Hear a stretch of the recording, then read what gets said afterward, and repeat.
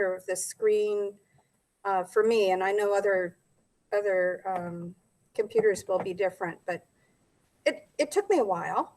Yeah, it's different on each person's computer. I've found so, and also if you're on a phone or a tablet, that seems to also change it where the chat is. But Stephen, are you there? Can we hear you? I've got no audio. We just heard you. Oh, you did? Okay, well, the microphone indicator on the screen says that I do not have audio. Oh, so there's two of you here. So maybe your presentation side is muted and your normal you is not. So just FYI on what happened is at the very last minute, for whatever reason, I saw you on my phone.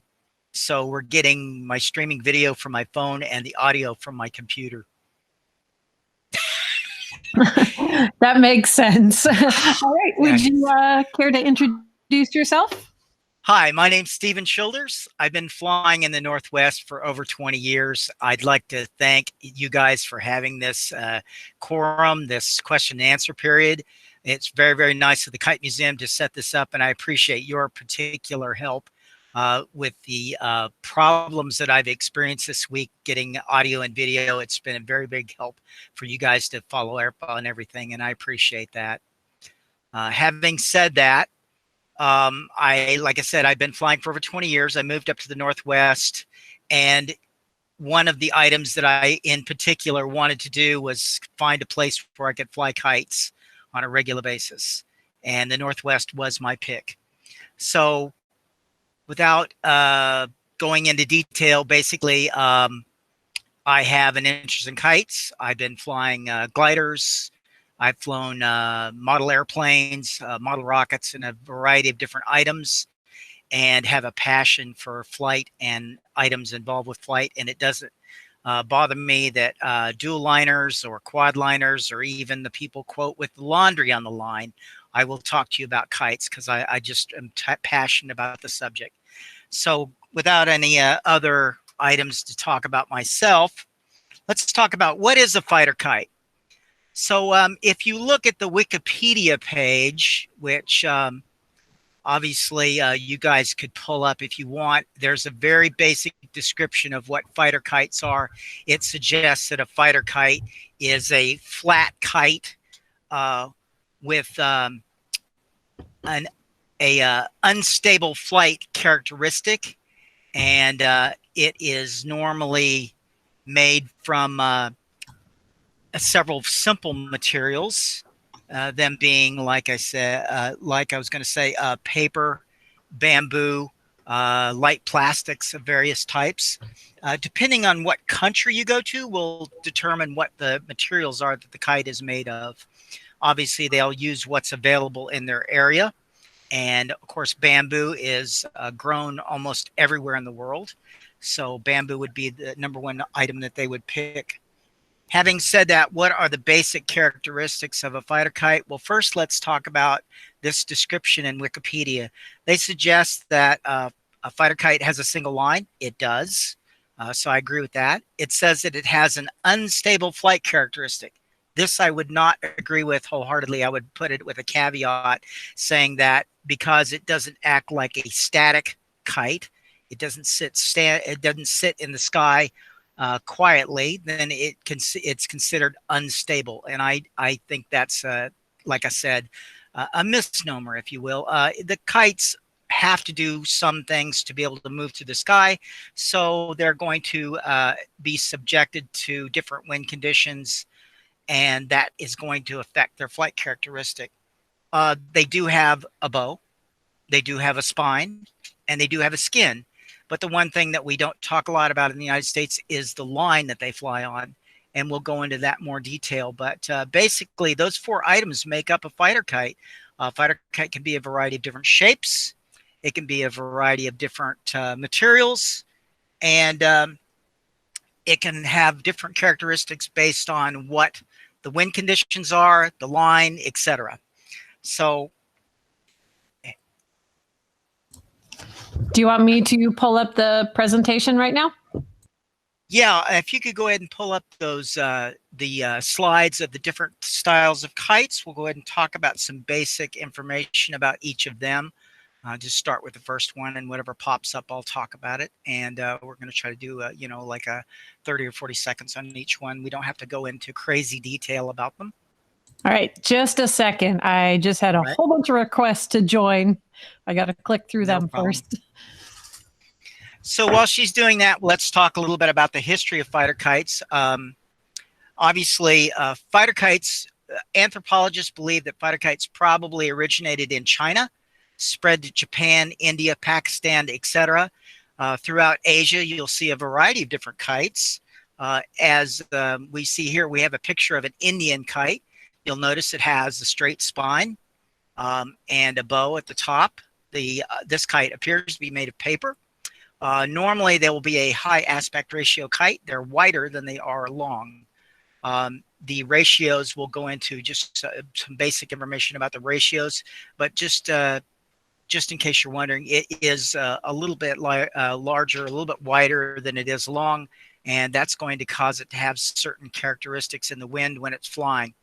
Like I said before, they say in the description in Wikipedia that the kite is flat, but technically the minute it is in the wind and not in a static condition, it is a curved kite. It is going to have bend either in the X, Y, and Z axis, or it's going to have bend in maybe the X and the Z axis, depending on the type of kite, but that's going to mean that it's going to have some dihedral or bend in it in one of the two directions. Just a side note, years ago, I bought a kite from Toys R Us, a little plastic kite made by a company called X Kites, and it looked like a fighter kite. And so I put it together and I tied a string on it, and sure enough, it flew. It didn't fly exactly like a fighter kite, but it was very, very similar. And it was really fun to just mess around with. The interesting thing is that it did not have a curved spine. There was no curve in the spine at all, but there was a dihedral in the bow, and we will talk about that in detail a little later. So these are the kites that you'll probably see more often than not on videos with Indian kite flyers. They work quite well.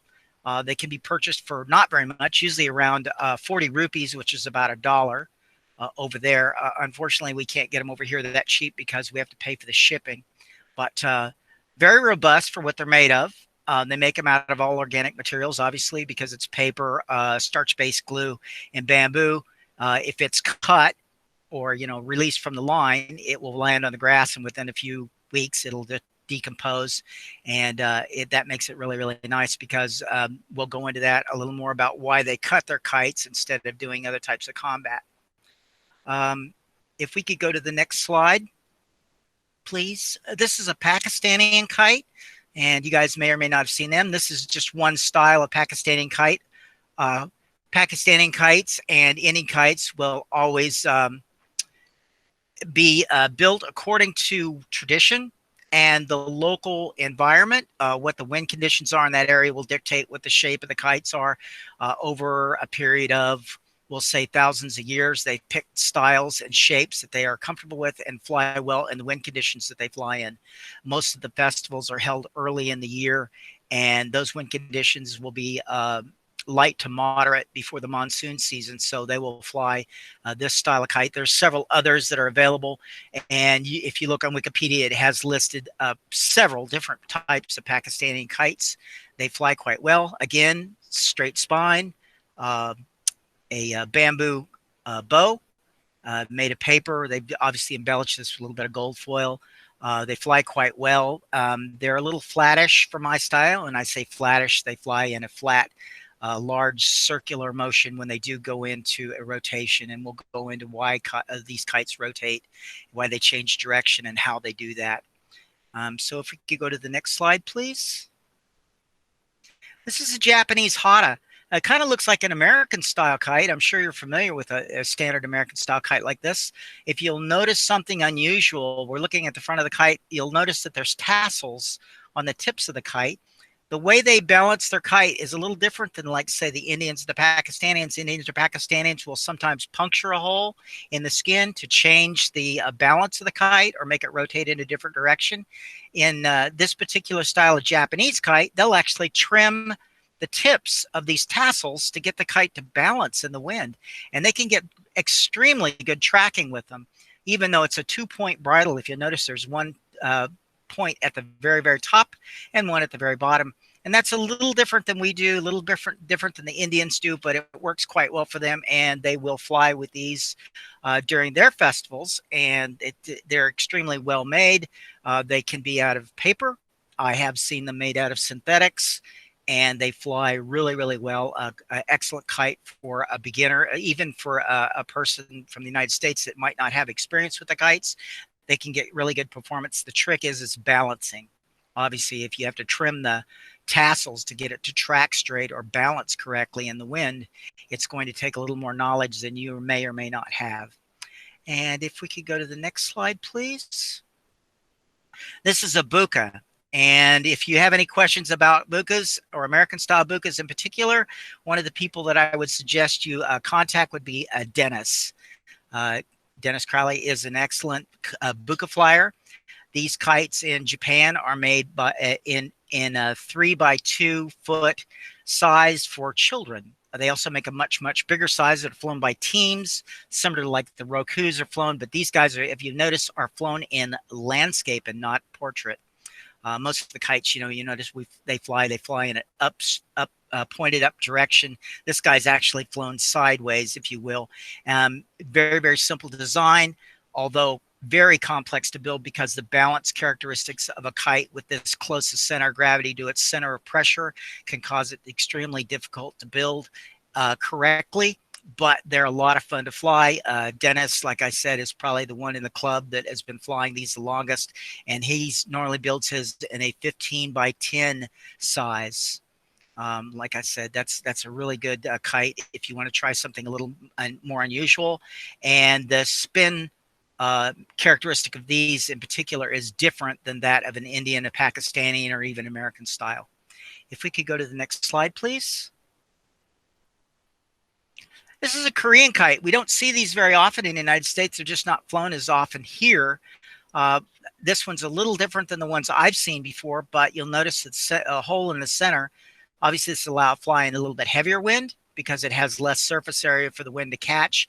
It also will, depending on how high the hole is, it can actually increase tracking ability depending on the airflow across the bottoms of the kite.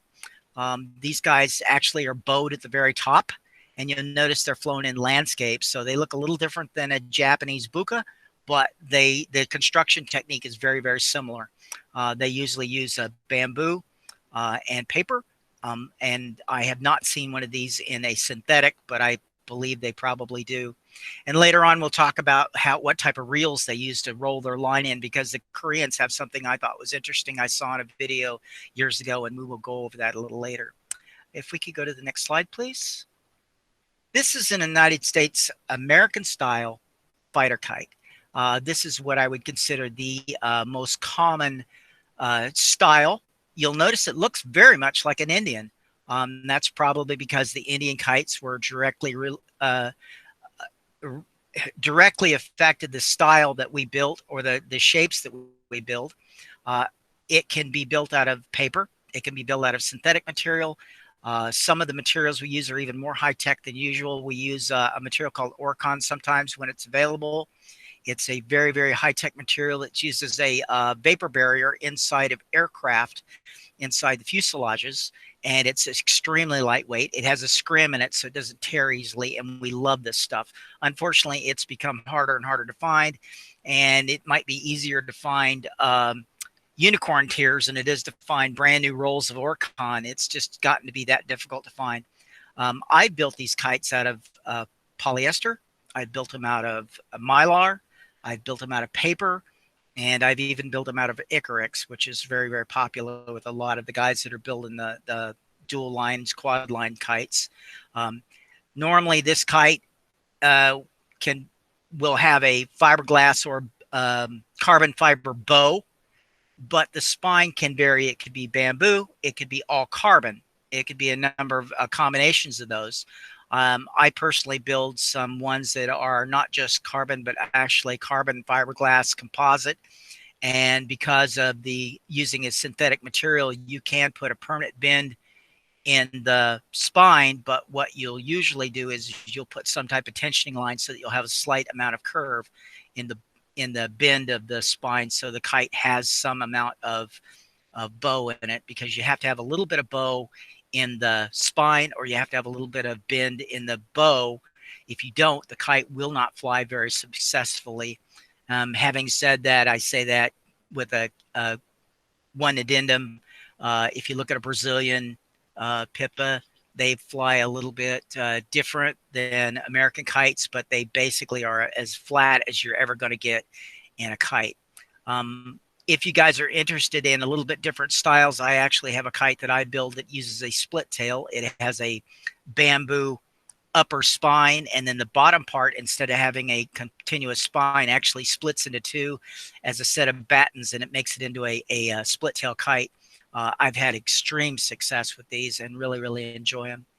I think we have a couple more slides, but let's wait on those for right now. So we talked a little bit about the history of the kites, some of the basics behind them, and we've talked about the fact that they fly in competition also. As I've stated, they've grown throughout the world. Different countries have different kites that they prefer.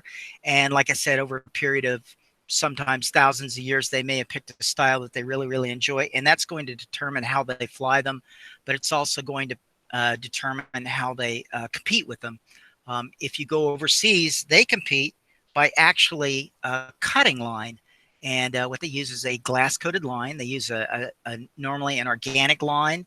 Some guys do use synthetics, but they'll use an organic line. They'll use a rice-based starch, and they'll coat it with very finely ground glass. And it can be single or double layered glass, and they'll actually use it as a push or push-pull configuration to actually saw the line for the other person's kite. And that'll cut the line, and that'll cut the kite loose. That's why in India and Pakistan, and they fly a paper kite, because they're going to lose the kite. For them, the kite is almost secondary to having the line. The line's how they get the points. That's how you get the kite. I'm sorry, I was reading a question. So having said that, in the United States, we don't fly on glass-coated line. It normally requires a special permit. So what we do is a variation of that. We actually touch the line for points. And I will go over combat a little later in this lecture. I just wanted to let you guys know that we don't do cut line. There are people in this country that will, but they usually have to have a special permit to do that, because festivals don't want glass-coated line laying all over the beaches. And I understand that. Although once it hits the wet sand, it will eventually deteriorate. The glass will slough right off of it. And but it is not safe to have that kind of line laying on the ground. So they discourage that quite a bit. One of the other ways that they like to fly overseas is they'll play games like Fox and Hound, or Chicken and Hawk, where one person has a kite that is strung with a cutting line, and then the other kites are just cotton, or a linen line, and they'll cut them loose, and then kids will run up and down the beach or in the city and grab those kites. And I'm sure you guys are familiar with the movie The Kite Runner. That was definitely an excellent visualization of what type of flying they do overseas, in, like, say, India and Pakistan. Afghanistan also, as a matter of fact. But I just thought I'd mention that. If you guys are not familiar with the movie, it is fun to watch, and it's The Kite Runner. So we got onto the part that I like the best, and that's because I like the science, and that's basic design. Obviously, we talked about the fact that these kites are high aspect. They have a wider dimension than they do long, and that causes, quote, the unstable flight characteristic that they talked about in Wikipedia. That is the way the kites actually change direction. When your kite is in the sky and it's on one side of the wind window looking downwind, it will turn in a clockwise direction. When it's on the other side of the window, it'll turn on the counterclockwise direction. And I've had people ask me, well, why does it do that? And it's very simple. If we're looking downwind and the wind is blowing across our back and straight downwind, and you put a fighter kite up in the sky and you fly to the left side of the window, your left side, The tip that's on the outside edge actually has a different amount of air pressure than the tip that's on the inside edge. And that'll cause the kite to begin to rotate. And if it's on the left side of the window, it'll attempt to rotate in a clockwise direction.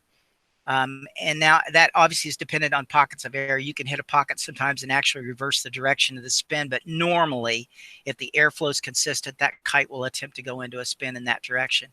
If you fly across the window and you're on the right side of the window, the kite will actually go into a spin that's opposite, and it'll go into a counterclockwise spin.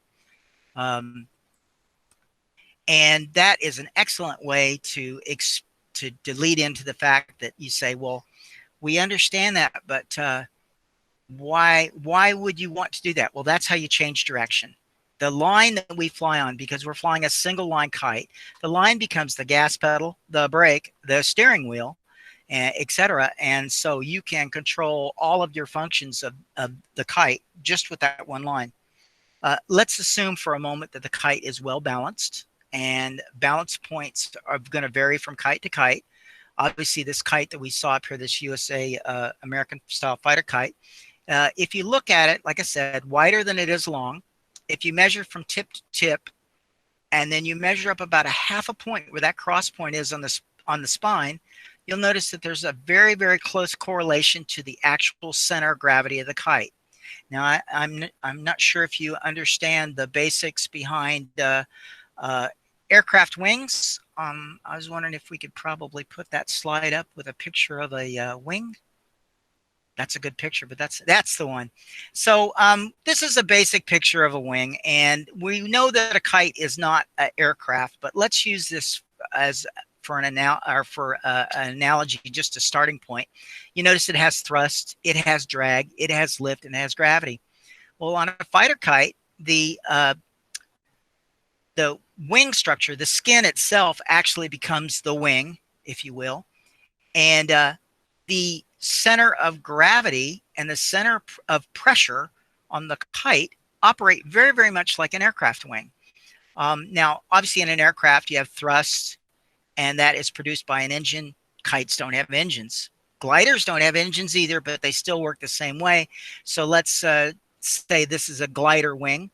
If you notice that I've got the thrust, the drag, the lift, the gravity, what you do is you're trading the gravity to induce lift. And the way it works is as the wing is falling because of gravity, airflow across the wing actually induces lift, and hopefully you can overcome enough drag. Now, having said that, we understand this is a drawing of an aircraft wing, and glider wings operate almost exact same way, a little bit different idea for the thrust and why it operates the way it does. But you have to understand a kite is not a glider and it's not a plane. It's actually a wing in a stall.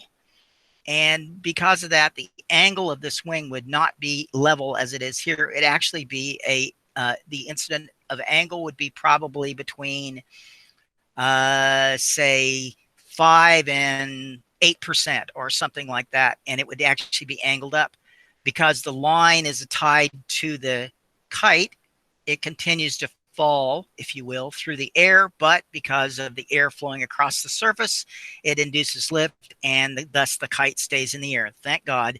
If it didn't, we'd have a really crummy sport. But so it does operate similar, but it's not exactly the same. But let's use this idea that I've just discussed as to help us design this kite that we're going to talk about.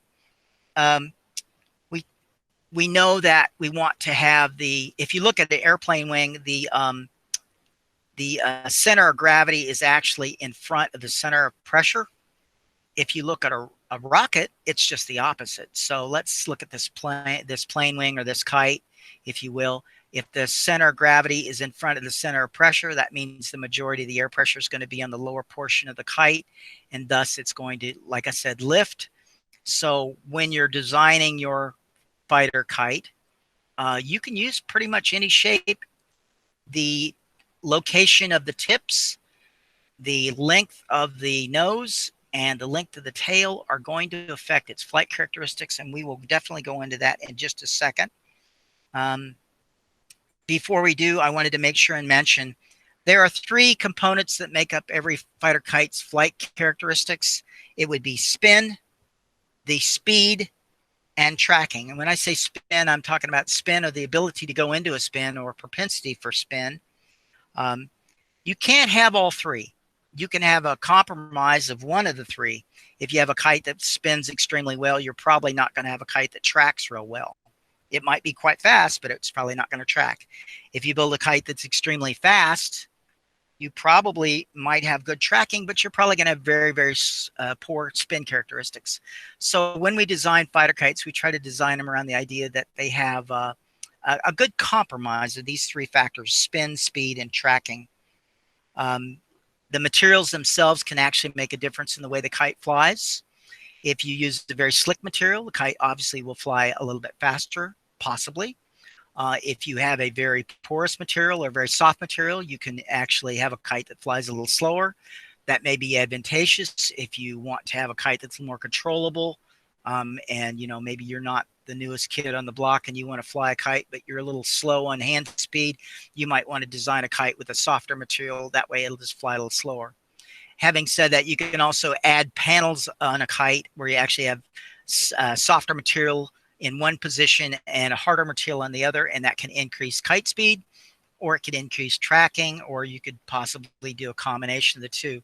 I have found that it works quite well to have a very, very non-porous material along the outside edges of the skin, along the tips, and then down the center panel, if you will, you could have a very, very porous material, and that will allow you to have a lot of tracking ability because it actually is quite soft and induces a lot of drag. So I probably mentioned enough design criteria. I know not everyone's going to be building, but you get an idea as to why you see a kite and you say, gosh, that thing flies really fast. And you see the next one and it looks almost exactly the same shape and it flies really slow. And you're like, why is that? Well, it could be the material or it could be the actual airflow across the skin itself. And there are several factors. If you guys have questions about it, you can always email me directly. Just thought I'd mention that. So we talked about some design parameters. We also have some concerns that we need to approach. Your spine material. Bamboo obviously is probably the most popular and easiest to work. Carbon fiber has a little more limitations because it actually has to be bent in some manner to allow some curve in the spine. The bow in the United States, our most popular material probably is carbon fiber. It's consistent throughout its modulus of flexure, or the amount of bend you can put in it, and they can have anomalies therein, but the thing is normally we'll use a single piece of carbon fiber, and that makes it really, really easy. And I haven't mentioned a lot about line, but you can actually take a kite that isn't flying the way you think it should, and you can actually take a kite that isn't flying the way it should, and you could put a heavier line on it, and it may actually allow more drag on the kite, change the incident angle, and the kite may actually start flying better for you. So if you've got a fighter kite and it doesn't fly exactly the way you think, try a different line. I've done it many times and it works quite well. Paul, I agree with you. Spin rate is also determined by bridle position. Bridle position is a determining factor, but also it's a compromise. If you change your kite to spin a lot, you're not going to have the tracking ability, and you're probably not going to have forward speed. So spin rate is determined by bridle position, but it is it's a compromise. You have to balance it according to your wind speeds. So we talked about some design concerns. If you notice this picture, this slide here, we have a center of pressure blowing through the back of the kite. I apologize for my second grade drawings here, but I have this beautiful rendition of the wind that you can't see blowing towards this kite. I have a 3-point bridle here.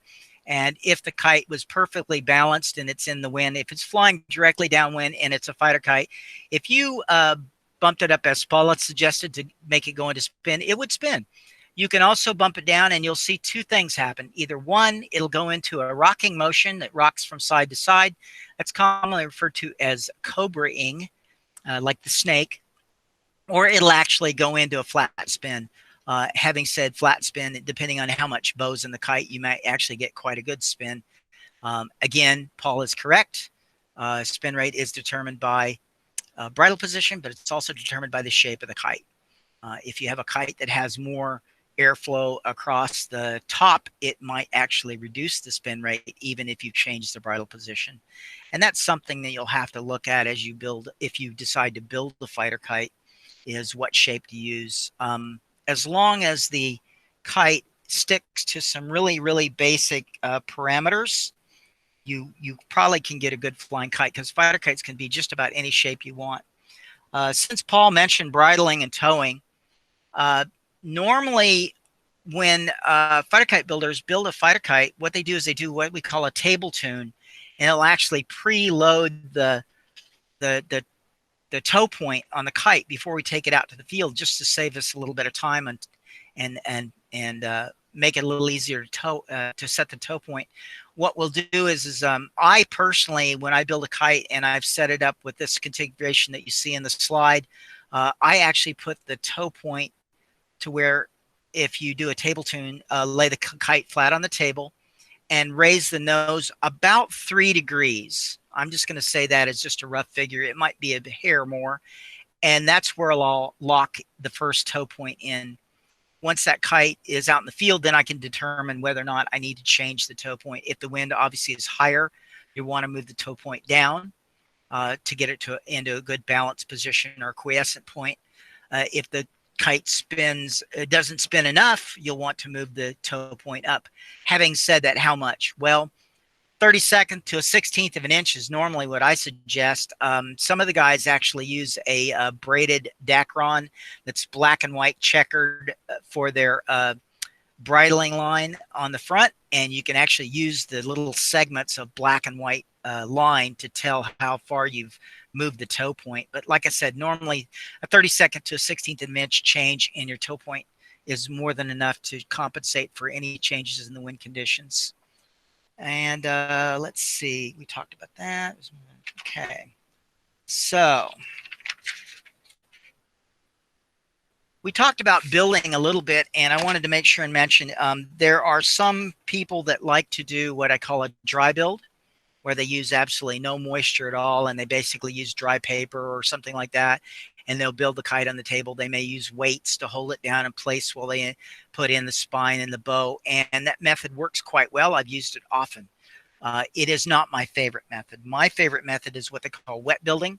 I actually build on a piece of tempered glass, and to be honest, I bought it at the Goodwill, and it was part of a TV stand, and I put a cutting mat underneath it just for padding, and I build on the table. What I do is I'll clean it with a dull razor blade, wipe it down with acetone, and then a good cleansing with a glass cleaner before I start builds. I use water with a drop of soap in it to apply the film directly to the glass, and that allows me to build the kite on the glass with absolutely no weight whatsoever.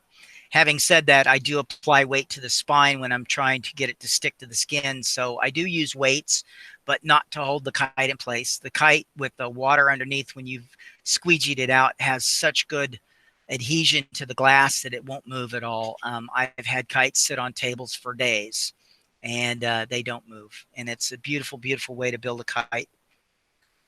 Let's see. Some people ask me, what do you use for glues? I personally like to use Weldwood contact adhesive. They make a variety of different types. They make a one that's a water-based, and they also make a non-water-based. And I like the non-water-based. I like the stuff literally out of the can. It's the same stuff that contractors use to apply flooring, etc. Works great for me. It does have some issues with it if you haven't messed with it for a while. Application methods, I used to use old syringes so I could apply really, really fine beads. Believe it or not, I found even a better way is to use a e-juice bottle. I've rinsed it out twice, and then a little alcohol, a little bit of water, and let it dry completely, and use it with the tip. The tip is quite small, and you can lay down beads very, very fine. And contact adhesive, the only thing you have to know about it is if you're going to use it in a shelter, a non-shielded container, you have to block it away from light because it will degrade over time if you subject it to too much UV. Works great. Some people build out of Icarics. They'll use fabric adhesives. I don't know if anyone's ever seen Luca's builds. He builds extremely well, and he uses a fabric adhesive instead of contact cement. You can use, if it's paper-based, obviously you can use a white glue. You can use woodworking glue. All of those will work. You try to match the adhesive to the material, and like I said, contact cement appears to work the best for the widest variety of materials.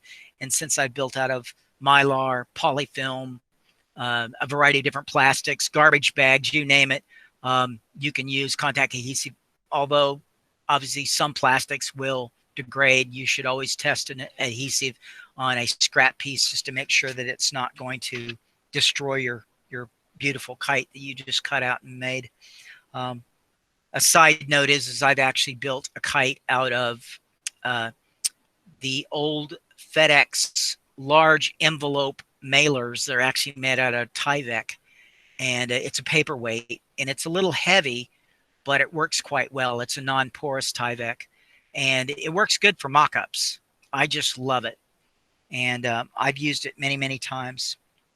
So if you decide you want to build and you get your piece of glass and you get all ready to build and you got all your tools assembled that you think you're going to need and your glue and all that stuff, one of the things I suggest is flip your glass over before you start and wipe it down with a dryer sheet.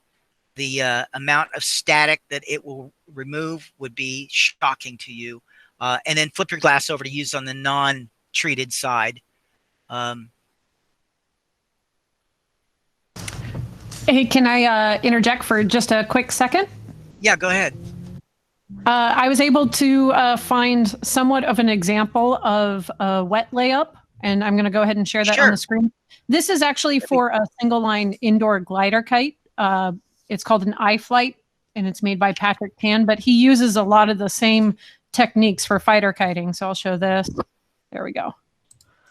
So you can see he's actually wetted the surface and then laid this incredibly thin material on top of it. And the reason you can see it's a wet layup is because there's air bubbles. Squeegees those out. He also uses silicone as his adhesive. Mm-hmm. Yeah, so the material won't stick to itself, but it will create a surface tension with other material.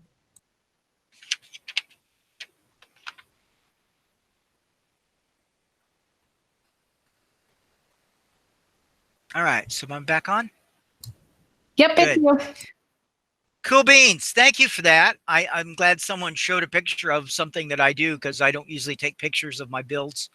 I joke and tell everybody that I'm building in a secret bunker somewhere on the West Coast and no one knows what I'm doing. And Dennis would say that, yeah, a lot of my stuff is mad scientist craziness, but I love my kite builds, and I be happy to show you some links at the end of this video if you guys want to take a picture or take a look at what I build. So we talked about building, and a lot of people aren't going to build. They're going to want to get a kite, and I understand that. But let's talk about some of the basics of flying a fighter kite. One of the problems that people have when they first get their kite is they say, gosh, you know, I got this kite and I think I got the tow point right, but I absolutely cannot get this thing to launch without help. And so I'm going to talk about self-launching. One of the easiest way to self-launch, and that's the way I learned, is I set up a lawn chair, and I set the kite in the lawn chair, and I roll out about 50 foot of line, and then just give it one good yank, and it shoots out of the chair, and it was the way I learned how to fly by myself. Self-launching can be difficult. Also, you could use a fence, and it will literally paste itself to the fence as the wind blows through the fence. And another way is you can embed it in the sand and actually take off from the ground. Dave Gomberg, I actually wrote up a series of informational pages that are based on launching and flying, and his launching technique with the help of someone else is an excellent, excellent Yeah, that's exactly it. Thank you for that slide. That is a beautiful description of how to learn how to launch a fighter kite. It also has some really cute information. Most of it's still pertinent to this day, and I know he wrote that some time back, but God bless him. I really, really appreciate that.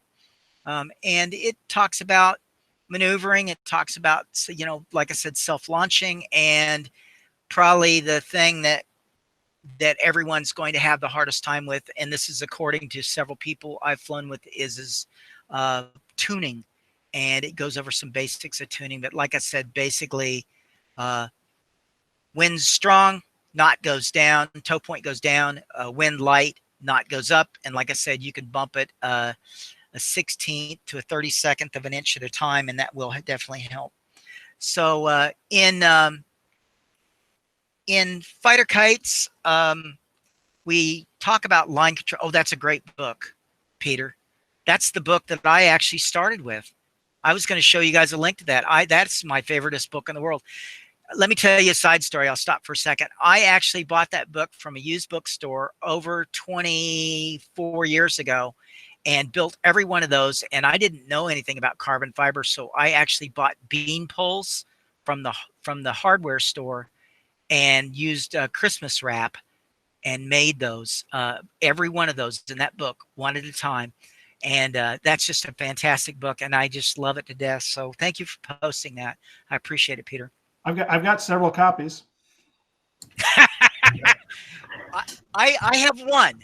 So anyway, we talked about that. I was going to mention practicing. If you're going to practice, once you have your kite in the sky, you're obviously going to want to go left and right and up and down. Eventually, you'll get to the point where you'll be able to do patterns. Some people like to do that.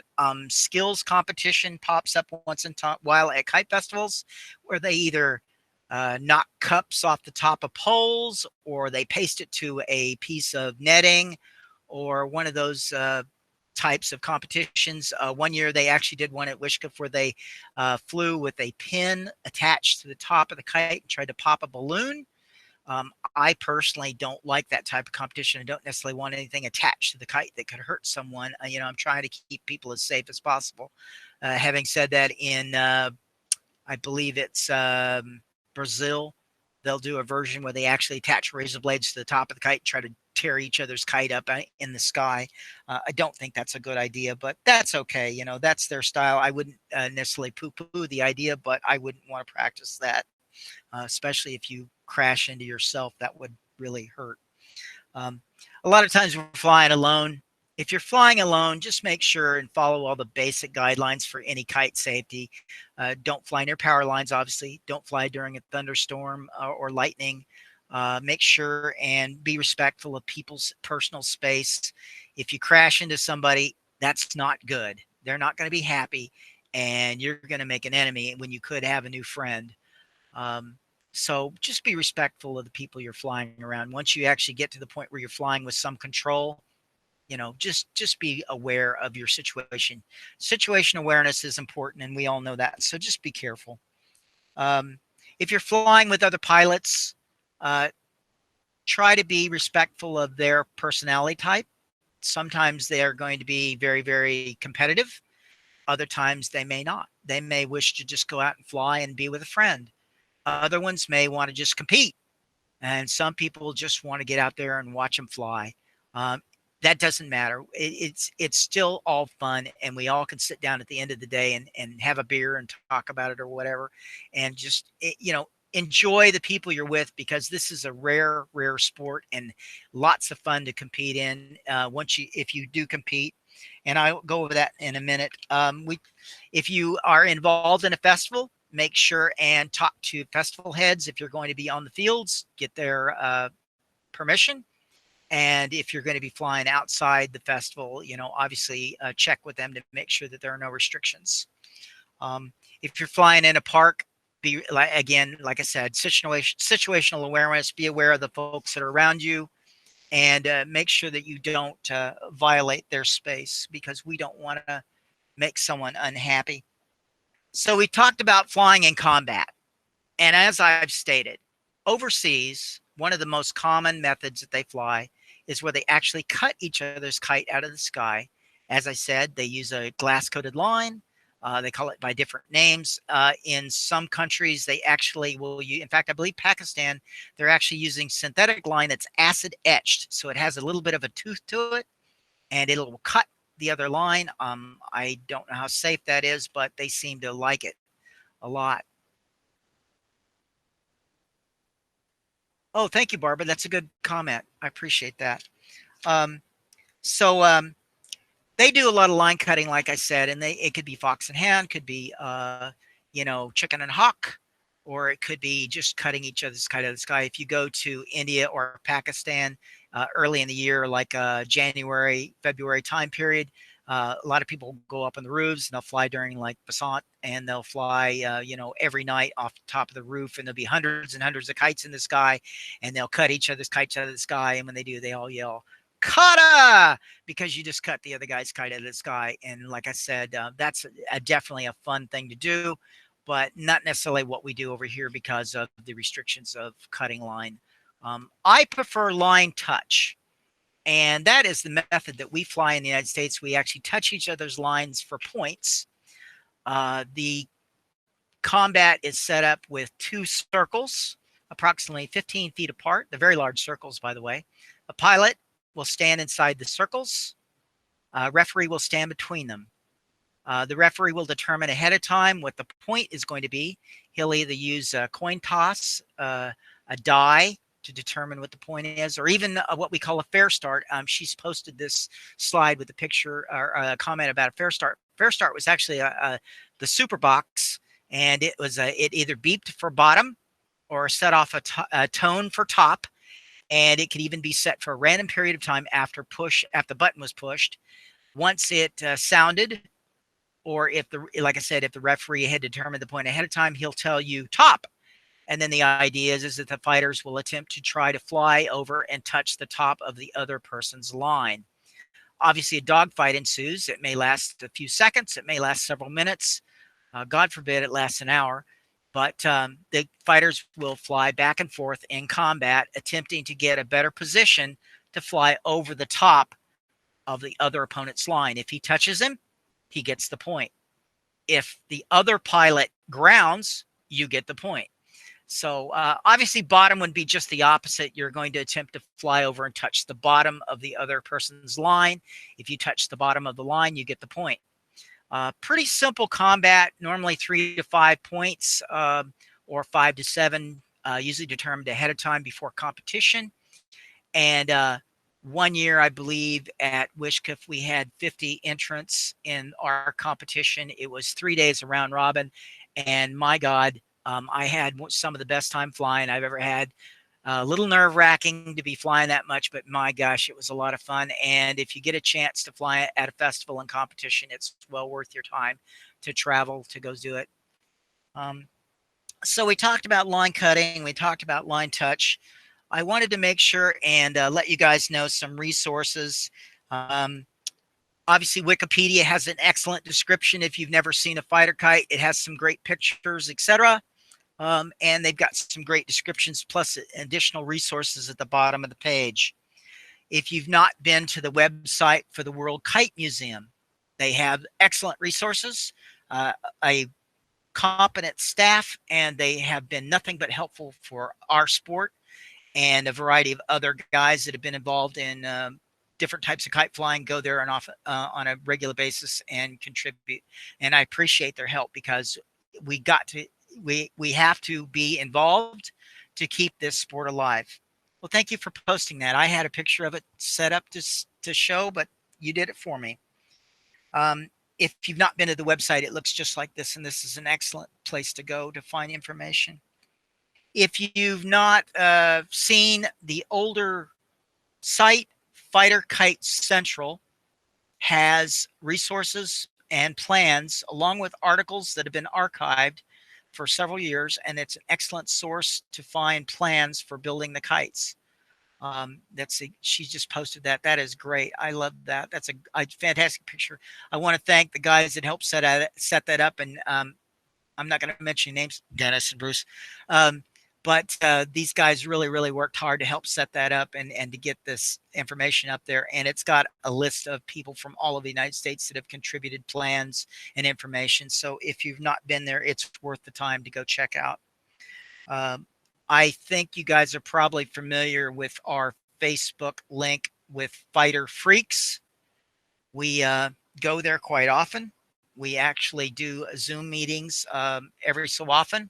It's fun to join in, although some of it might be a little too technical, but a lot of times we just like to BS about kites and how much we love them. And that's okay. That's what this is about, is to get together with friends. And it's really been tough these times, you know, with the things we're going through. It's been really difficult for people to be able to fly together. So if we can get together in a Zoom meeting, etc., it's fun. If you haven't been to the older site, NAFKA, that site is still up and is an excellent fun site to look at. Again, very similar to Fighter Kite Central, but you'll notice this book that's sitting there, there's only 100 copies. Is that right, Dennis? 100 copies? Give me a thumbs up. And it's an excellent book about fighter kites, although it is also amusing art, and it's just an excellent book. And if you have a chance to look at one, you would be very interested and excited about it. So having said all that, I wanted to make sure and mention that I actually have a link on Fighter Freaks, or you can find me on Facebook. I'm fkiteman@hotmail.com. If you guys have questions or you're interested in probably getting a fighter kite, you can contact me. I'll be honest, I've done quite a bit of research on how you could produce a kite. I can't make it cheaper than an Indian paper kite. I can produce a kite and I can sell it for almost nothing to you, but the shipping is what hurts us. But if you're interested, give me a ring, and I'd be more than happy to talk to you about it. I will try to get one to you just as cheaply as I possibly can, and I won't charge very much because I mostly am concerned about getting kites in people's hands. The trick is once you have a kite in your hand, is learning to fly it, is tuning. I think once you have a kite tuned well, you'll learn to fly if you stay at it. So I've said about as much as I can say. If anybody have a question, I'd be happy to answer it. We've got just a few more minutes left, and I'd be open to any questions. So real quick, you do have a handful of questions in the chat. I'll scroll back. Some of them have been answered on the fly, but let me go back and check real quick. Can the slide window minimize when the top? Oh, nope. Sorry, that was for me. Oops. Sorry. I saw the question mark. I got excited. Are there going to be questions, answers? Yes. And what sort of line length do you fly? Normally, when we fly at competition, we fly under 300 feet. The reason is because a lot of the fields are 300 by 300 in size.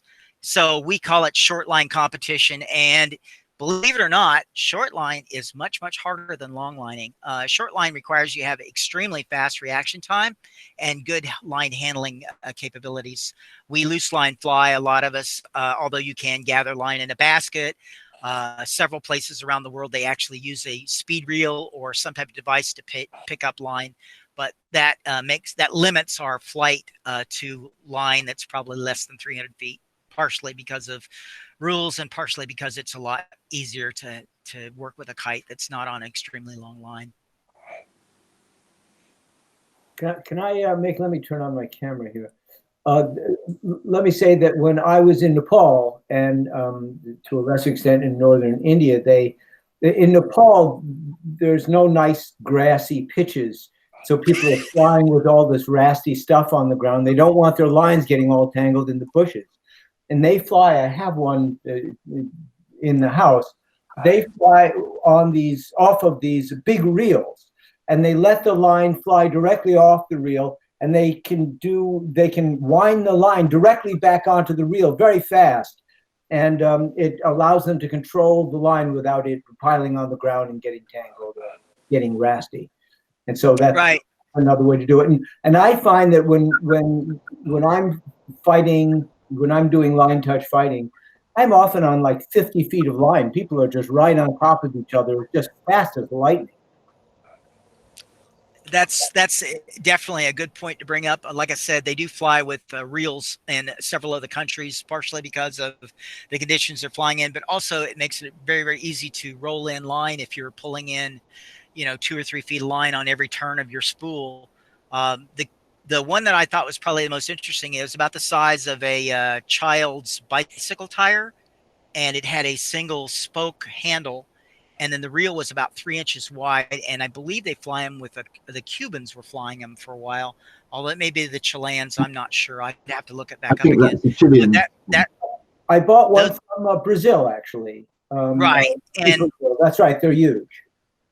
And the Chinese fly on a very, very thin width reel, very, very thin, but it's about the same diameter, and it has a crank handle. The Koreans, actually, I've seen them fly with a winch. They actually use what looks like a high start winch for a glider, and they'll use it, and it's 12-volt powered, and they'll actually wind line up on it. There's a variety of different places that use different types of reels, and like I said, that is determined not just by preference, but also by the like the area, like you're talking about. If they're flying somewhere where it's not a grassy knoll, if you will, it might be more advantageous to fly on a reel and just take the line up on the reel instead of trying to loose line fly. A lot of us here in the United States fly on yo-yo reels.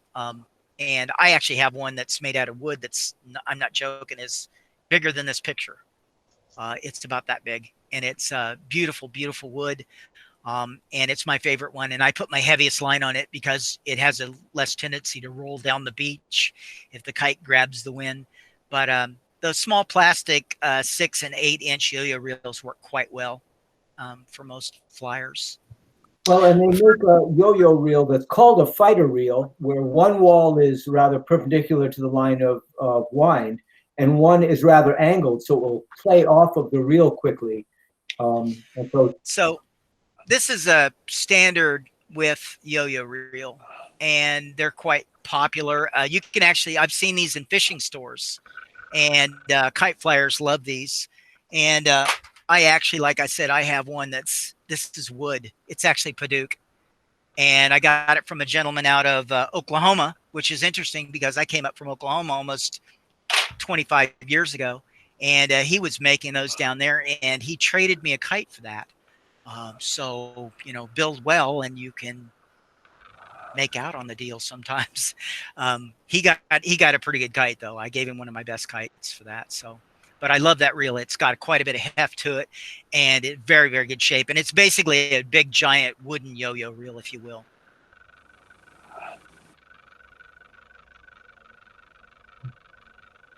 I have a quick question Yes. regarding American fighter kites and those reels. How prevalent is the use of reels with American fighter kites? You definitely see it in certain countries and cultures, but I've kind of see it be a mixed bag here in the States. Well, a lot of people here in the United States, like I said, do fly off the plastic yo-yo reel like I showed you a while ago. That's probably the most popular, although the spool reels that Mitch had brought up, I've made those. I've flown off those, and they're fun to stick in the ground and fly directly off them. They work quite well. I actually would make them out of scrap, very thin plywood, a cardboard tube, and a dowel rod, paint them up, and then I would fill them full of sand and white glue for the weight, and they work fantastic. They're cheap, but the yo-yo reel is probably the most popular one between most of the American style fighter kite guys.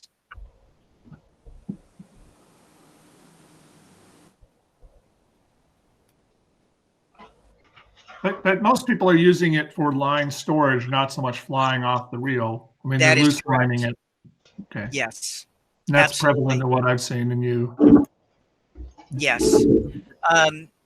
I know that Bruce Lambert has been flying down in the Southwest, and his area of the country, it does not have grassy knolls.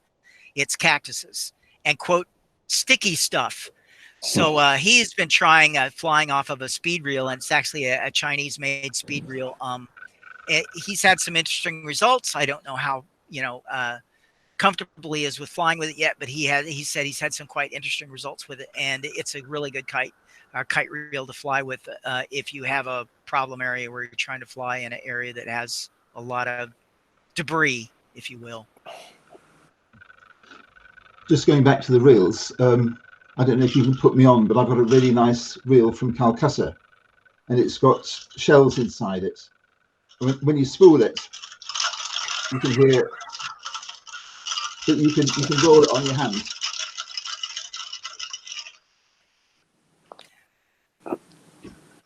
Rich Hurd had one I thought that was quite interesting a few years. Oh, that's an excellent one, Mitch. Rich Hurd had one that I thought was quite interesting. It actually used a piece of fiberglass rod, bearings, and a very thin speed reel. It was only about maybe that wide. And he had small pieces of material attached to his pants so he could roll the rod and get the reel spinning quite fast to take in line. But I personally think that's a little elaborate for most of us because we do a lot of loose line flying. That's nice, Mitch. Where'd you get that? Seems to be one of the Chilean reels. Hey, Mitch, you're muted. You might have to unmute. This is a Pipa reel that I ordered from Brazil. Somebody said that they were more popular in Chile. But will it focus on that? It's just as you suggest. It's on a handle, single handle with a ball bearing, and it takes up a couple of feet of line with every turn, and you can play it out and bring it in really with incredible precision when you get used to it. It's got Black Death line on it, incidentally, and so even if glass line is illegal, Black Death line, you can buy it anywhere and it'll cut. So you do want to be a little careful with your skin, but that's what's on this. I have to say that for line touch, I usually fly on 20-pound Dyneema fishing line, like fly fishing line. But for I use this for rokaku battles, where cutting the line is legal and not far-fetched, and that's what's on this. And this is a Brazilian reel. Doesn't focus very well. I want one. That's cool. So real quick in the chat, I just kind of wanted to pass this over, that there was someone wanting to mention that there is a lot of high quality videos on how to build American fighter kites on a YouTube channel for Bruce Lambert. I posted a link to it in the chat section. If you just type in Bruce Lambert, that's Lambert, and kites after that, it should pull up his channel. Also, a question, and this is kind of for the whole group, is how would one get started with American fighter kites? Build one. I think probably the easiest way is try to find someone that's already flying, because we always try to encourage other people, and we usually end up giving them kites for free just to get them started. One of our newest members in the club received several kites about 8 months ago, and he's already building, and he's become quite a competent flyer. I'm talking about Deacon. Deacon has become an extremely good flyer for the amount of time he's spent, and he's actually building to a pretty good level already, and he started with just a few giveaways. But we try to promote the sport by simply just giving people kites, because building a kite can be quite daunting if you've never done it. They look simple, but because of the subtleties in the flight characteristics, even small changes can result in very, very big flight characteristic changes.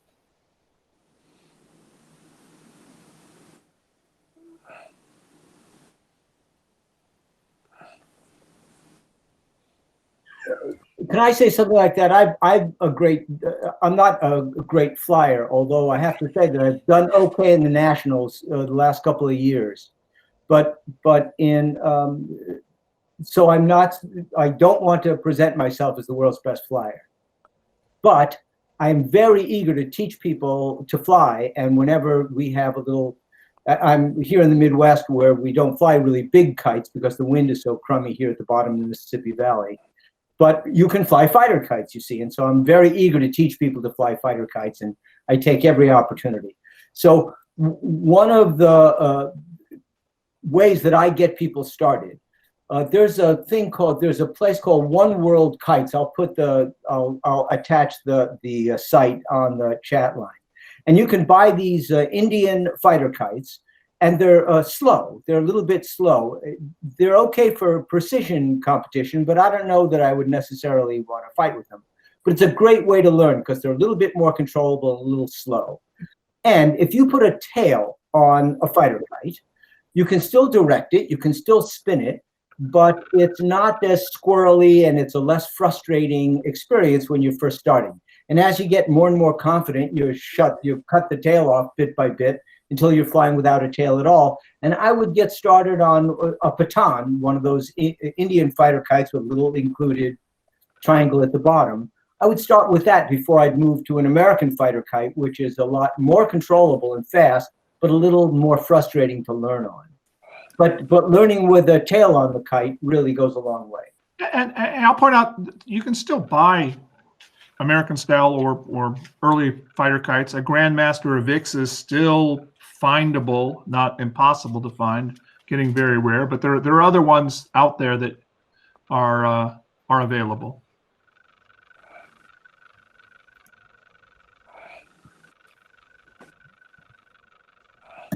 I just posted the One World Kites site up on the chat line in case somebody wants to do it. They're cheap and you can buy them by the dozen, and so that I've said my say. There is one thing. Oh, I would agree, Mitch. I think that's a good way to get someone started. I personally like to build them something very, very simple. It's an American style. It's out of Mylar. And if you look at the back, it's, get this to the right angle. It's just carbon fiber with a bamboo spine. And I make them a very, very generic. I agree with the tail. Dave Gomberg mentioned in his series of articles that if you put a tail on, is after the first time to fly or the second time to fly, cut the tail in half, and then each time cut the tail in half, and at some point you no longer have a tail. The tail helps by increasing the amount of drag along the center line of the spine and thus makes it track extremely well. It does decrease spin rate, but it makes them more manageable, if you will, not less controllable, but more manageable. I find that getting people kites is good, but it's only part of the solution. Another one, if you want to get people to fly, obviously, is to be able to, get them line in their hand, and that's difficult sometimes to get people to actually show up and touch the line. We get who we get because they're already interested. If you take someone that's not interested or has never flown, they may or may not continue to fly, but that's okay. It doesn't mean we can't try to get people interested in the sport. I've seen people that you thought were going to be the worst pilots and they become the best. And I've seen people that were experts with dual lines and quad lines and could not master American style fighter kite for love nor money. But that's okay. We still doesn't mean I won't respect them as a flyer if they're trying. That's part of it, is trying. Steve, let me ask you this: do you split your own bamboo and carve your own bamboo for the spines? I've always found that to be the most time-consuming part. I used to split a lot of bamboo and shape my spines. And to give you an idea, I basically follow. It's interesting. I learned by myself. I taught myself how to split the bamboo, but when I watched videos on guys splitting bamboo to make spines, they're doing it almost exactly the same way that I taught myself. So obviously I was following along the same guidelines that they had already, determined over hundreds or thousands of years. My shaping is a little bit different, though. I usually use a raw knife with a very sharp blade. I actually use a used razor blade and a razor blade handle, and I shape it with a Dremel tool, so it's got a arched shape in it, it cut into the edge of the blade, and it works very, very good at scraping the shape into the spine. It works really, really well. I do use a little bit of sandpaper, and like I said, I've shaped spines, I've split bamboo.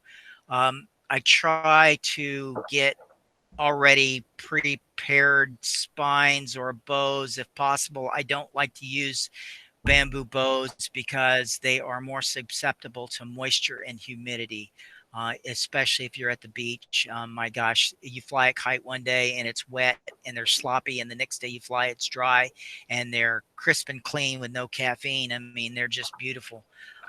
So, bamboo is a organic material and will be subjectable to the elements. So carbon fiber works really, really, really well, and it's consistent. It does have limitations. I'm not going to argue that. But the style of kites we build, it doesn't seem to affect them that much in the long run, because we're already flying within a set of parameters that were well within the capabilities of the material. I build a lot of all carbon. I really, really enjoy that. It's a lot more difficult, but it produces some beautiful, beautiful machines. And No, they you had can fly mentioned very, something about bowing the nose. For those of you who aren't already building fighter kites, that you want the nose to be angled upward slightly. And like you, Steve, previously I was putting a tension line, basically a bow line from the nose to just behind the center of gravity, so I could get this. But there's a guy, Bob Hageman. I don't know if you know him from the Midwest. He's a great, great builder. And what Bob does is he makes his spine out of a flat piece of carbon. He makes it out of carbon fiber. It's flat stock, so it only flexes in one dimension.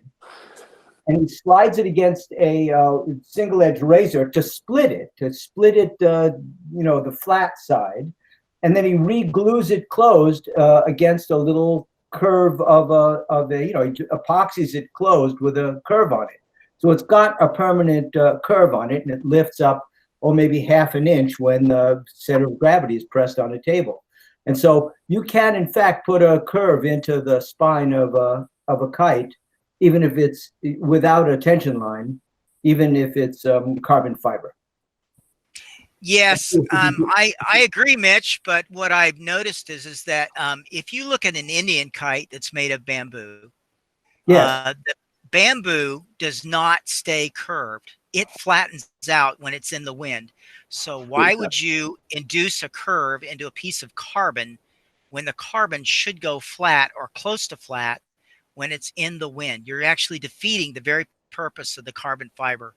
Carbon fiber is meant to try to flatten out. And if you look at fighter kites, they're never going to be completely flat, but they're going to go very, very close to a flat condition depending on the wind speed.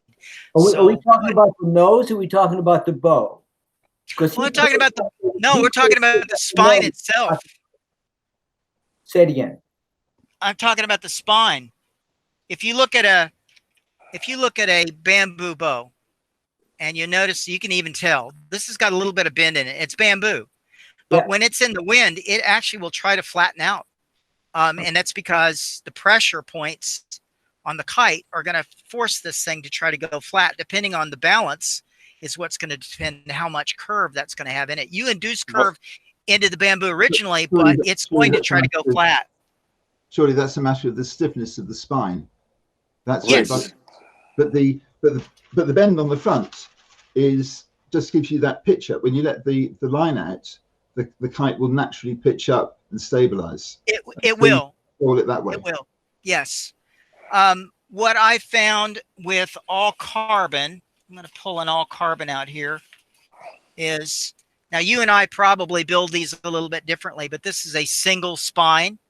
It's actually 06 on the top and 0.5 on the bottom. And there's a small ferrule in between of brass, about 3/4 of an inch long, so I can have two pieces of differing thickness of material for a different amount of curvature. And I use a tensioning line on the back. It goes from the tip, but it only goes down to right there, and that's the actual cross point for the toe point. I don't go all the way down, and I go farther than your center. And what happens is you have a little bit of curve here, but none on the back half of the kite or the bottom third of the kite. And if you look at spines that are made in India out of bamboo, and you take them, and before you even build a kite, and you lay it down on a table, you look at the very front, and it's slightly curved, and it goes down, it goes down, goes down, and it gets to almost the 50% point of the spine, and it straightens out. So why would you, if you do that with carbon, it's going to stay curved. And that's not what you want. You want a kite that's going to have a little bit of give to it, a little bit of flex. Yeah, let me clarify what Bob was doing. He's only splitting the first couple of inches of his spine. Right, right. It's only that little piece of the nose, which is in front of the attachment point. You know, he's got a three-point bridle. So it's only that little bit of the nose in front of the bridle that is curved up. And the rest of it is dead flat against the middle, as Paul suggests. I would love to talk to him in detail and discuss this in an open chat, because I would completely, and like I said, completely disagree with that magic. That's dark magic, and I think he's wrong. But that's my opinion, you know, not necessarily that of them. So somebody mentioned about a folding fighter kite. One of the problems with fighter kites is that you can't fold them, can't put them in your bag. You have to have a separate little box for them or some carrier for them. And so have you ever made any fighter kites that you can fold, and how is it that you did that? Actually, I left the spine intact, and the bow is removable. And then you can roll it up. You could roll it up if you wanted to. I've done it that way and inserted it into a tube and carried it around in my car. Now, mind you, it is a limited design, because it's going to limit the amount of ability for that kite to react certain ways in certain winds, because the bow is loose. Tied down bow to the spine is going to act differently than a kite that has a loose bow. And but for practice, fantastic idea. And I've actually made them. I actually use a small piece of drinking straw, coffee stirrer in the tips of the pockets of the kite. And then you can actually take the bow and just insert it into the kite. And when you're done, you just take the bow back out, and you can just fold it up or roll it up and stick it into whatever you got, and off you go. I worked a driving job, and I would stop periodically, and I would actually take kites with me that I could fly, that could fit in the car, because I didn't like carrying around a whole, pizza box full of kites, if you will. One of the kites I wanted to mention, and this is going to rattle a few people's cages. It's one of my favorites, and Dennis knows this kite well. If you look at it, this has got a carbon fiber bow. And if you look at the spine up here is actually bamboo, but the bottom is carbon fiber. And there is no center spine. It actually splits into two and becomes the battens, or as I like to call it, the tail. And if you look at it, when it's flying in the wind, it actually does this. And obviously, well, why would you do that? And I call it what I call it. It's a virtual tail. Airflow builds up along the center of the kite, and as it comes down, it's actually pushed through that slot that's produced by the two battens, and it causes the kite to track extremely well. I've flown this kite, for this style of kite, since 2004, and I'm 100% sure that people, if they flew it, would like it. It may not be their exact cup of tea, but it's an extremely good kite to fly. Good spin rate, moderately fast, but the tracking is off the charts. One of the best tracking kites I've ever built. How do you attach the split bamboo to the split bamboo's in the back, I presume? And good question. To the carbon fiber. Good question, Grasshopper. what I did was I actually pre-shaped the spine, and then they're only half a spine. They're not a full spine. They're just a half of a spine. And I pre-shape it, and then I usually do a wet technique to bend them. I heat them up in hot water, and then put them into a jig and let them sit overnight. And then I'll have a little itty bitty short curved spine, just a really short little curved spine. And then on the very tail end of the spine, I actually cut a lap joint, and the carbon fiber is glued together on top of the lap joint. And after I've got them glued down, they have to be oriented right, because obviously if you know anything about carbon fiber, it has what we call an index, or it's the side that it likes to turn to. You want those to match. After I've glued it down with super glue, and it just takes a little bit of super glue, then what I usually do is I actually wrap it just like you would a fly rod with very, very fine thread. And I'll go around it, 100 times, 75 times, whatever. And it's like a binding. And then I put a couple drops of super glue on that, let it dry. If you guys have questions about how to do that, it's super simple. And then I coat them with nail polish, because it's enamel. And it makes a very, very, very, I'm sorry. The front of this carbon fiber and the split part, back of it is bamboo, or is it the other way around? No, other way around. It's bamboo on top and carbon fiber on the bottom. And what do you use? A 3.0 bamboo, or that looks like bigger stuff than that? 4.0 bamboo. It's 05. Carbon fiber. It's 05. 05 carbon fiber. Yes. I found the 03 is a little too small. 04 works, but it makes the bottom of the kite a little fidgety. 05 appears to work the best for whatever size you build. And the bow obviously can be determined size can be determined by the size of the kite and the wind condition you're going to fly in. This happens to be an 05 bow. And like I said, you can see this bamboo. I try to split it down and shape it as thin as I can. And then after I finished making this beautiful split tail spine, I usually coat it with, this is actually painted. It's a painted spine. And I use paint markers made by Schaefer. They do a oil-based paint marker, and you can paint it, and then I'll sand it very lightly just to make them smooth. But that oil soaks into the wood, and I've had those spines. I've had some of those last almost 10 years.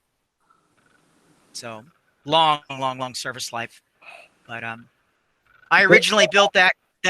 Go ahead, Mitch. I just wanted to point out one other thing. I saw Paul Chapman rounding out the spine on his head.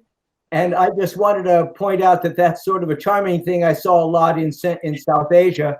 They rub it on their head, or they'll put it against their belly to warm up the bamboo, and they'll sort of, dive in forward with their, yes, exactly, in order to warm up and bend the bamboo on their head or their belly. I just thought I actually to show that. I actually do that. I do that even with like this guy that's a split tail. I do it just like they would over there. I don't use my head. I do it on my belly. But the thing is I'm trying to, and I joke about this, but I'm telling people that I'm imparting my spirit into the kite. Technically, if you look at it, what they're doing is when they rub it on their head, it's heating it up, and it's also making it a bit moist so it bends easier. But it works. No matter what the magic is, it works. So I'm going to hop in real quick for a second. I'm going to pin it so everyone can see. I have to jump out and get ready for the next session at 7:00. This chat can keep on going. Even if I leave as the organizer, doesn't matter. The recording will keep going, and all of this will be posted on the Fortuna Found YouTube page in the coming week after the whole weekend is over. But yeah, by all means, please continue to have the conversation, and hopefully you join us on some of the other sessions. We have a sport kite session in half an hour, and then we've got a whole bunch of other sessions tomorrow. So yeah, Good night, everybody. I'm going to hop out here in just a second. And thank you so much, Steve, for presenting today. Oh, thank you for having us. I really appreciate it. It's been an excellent, excellent time for me. I actually have been tuning into several of the lectures, and I appreciate it because not necessarily something I'm going to take away, but it makes me a little more knowledgeable about other people's passion, and that I think is important. Thank you. In his hand that I'm dying to see. He probably has a fighter kite that's 2,000 years old, and I'm wondering what Paul Chapman's got in his hand. Paul, you've been holding up all these kites. Pardon? Oh, splitting knife. Yeah, I think the fighter kites are probably only about 150 years old, probably, because of the paper. But yeah, I haven't got any old fighter kites. I've got stuff that goes back to about 120 years ago. So those are your new ones. Your 150-year-old kites are the new ones. No, they're quite old. Although I was just showing one, just this one I made 20 years ago, and that's got a bamboo spine on it, and it's something that you bamboo people would like to do. In India, they suffer from beetles, and the beetles eat the insects eat the bamboo, so they heat them up under a flame. And what I do, I don't know if you can see this on there. They eat the beetles, or they eat the mites eat the bamboo. If you buy Indian fighters from a store somewhere, I brought them back from India, I always keep them in a plastic bag for at least 6 months, because I did have a plastic bag turn into dust because of the bamboo mites. But what I do is I put the spine through a flame, but beforehand I'll wrap it with thread, and you burn it in the flame, and then you can take the thread off. You don't burn the thread, and you get the thread pattern. I'm not sure if you can see that. Yes. And it's just one of those things that you never see it, but when you're flying the kite, God can see it. So you're making a presentation to the sky. Huh. The other one I had, I'll just flash this one, it's the Tahara without the hammer on it. And I found this one, it's very flexible, and you can dive it. And if you just let the line out properly, it'll do a flat spin that way. And I've not come across any other kites that do that. And you can drop it down to maybe 5 or 6 feet off the ground, drop it into a spin, bring it back, make it settle like that, and then fly away. It's just playing with the kites rather than fighting. I had a question for a bunch of you fighter freaks. I can do line touch okay, but when it comes to precision, I always get skunked. You know, I never do very well in precision, because while I can generally throw the kite against my opponent, knocking a cup off of a stick or landing it on a hoop, you know. So I've noticed some people that are flying bukas are quite precise, or is there do you have some advice about one or another kind of kite that would be more precise to fly in the precision competition? Because my American fighters, I'm not, maybe it's just me, maybe it's my profound lack of talent. This sort of kite, this is like an Afghan kite. The Afghans can be very, very long. And because there's a lot of inertia in it, it'll spin. It doesn't spin round and round, it just spins on the bridle. And you can control that. It's a dancing kite. And that will fly quite slowly, but it's extremely precise. So you can do square maneuvers, you can stick it wherever you want in the sky. It might be the way that I make it, because everybody makes their kites differently. But I found these ones are for me, are the precision ones. But they're not fast, but they're very, very controllable and very easy to fly. But they're much longer than the conventional kite. There's some comments just now about putting weights on the end of the kite. And I suppose it does the same thing. It puts it's extra inertia. It's extra inertia going into the kite.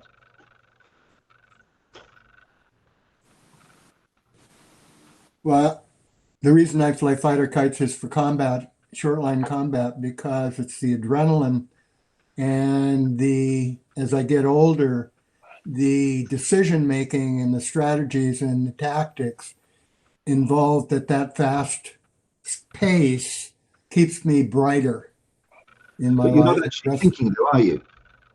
It's a Pardon? natural reflex. Yes, because at 50 to 100 feet of line, these kites are going so fast and maneuvering, it becomes more of, after the skill of doing things, it becomes a tactical issue. Like how do you get yourself in position? And just like Mitch was asking about the skills competition, it's the same thing as tuning your kite. If you want the kite to be steady, you move the toe point down enough so it just will spin enough to keep it off if you need to keep it off the ground. But if you're like going through a hoop and then coming back through, you want it to cobra for the most part. If you're doing not cups off of pipes, you may want it to spin as it comes across the window, which means that your toe point comes up to induce more spin because you don't need the tracking for that particular skill. Anyway, it's all in the tuning.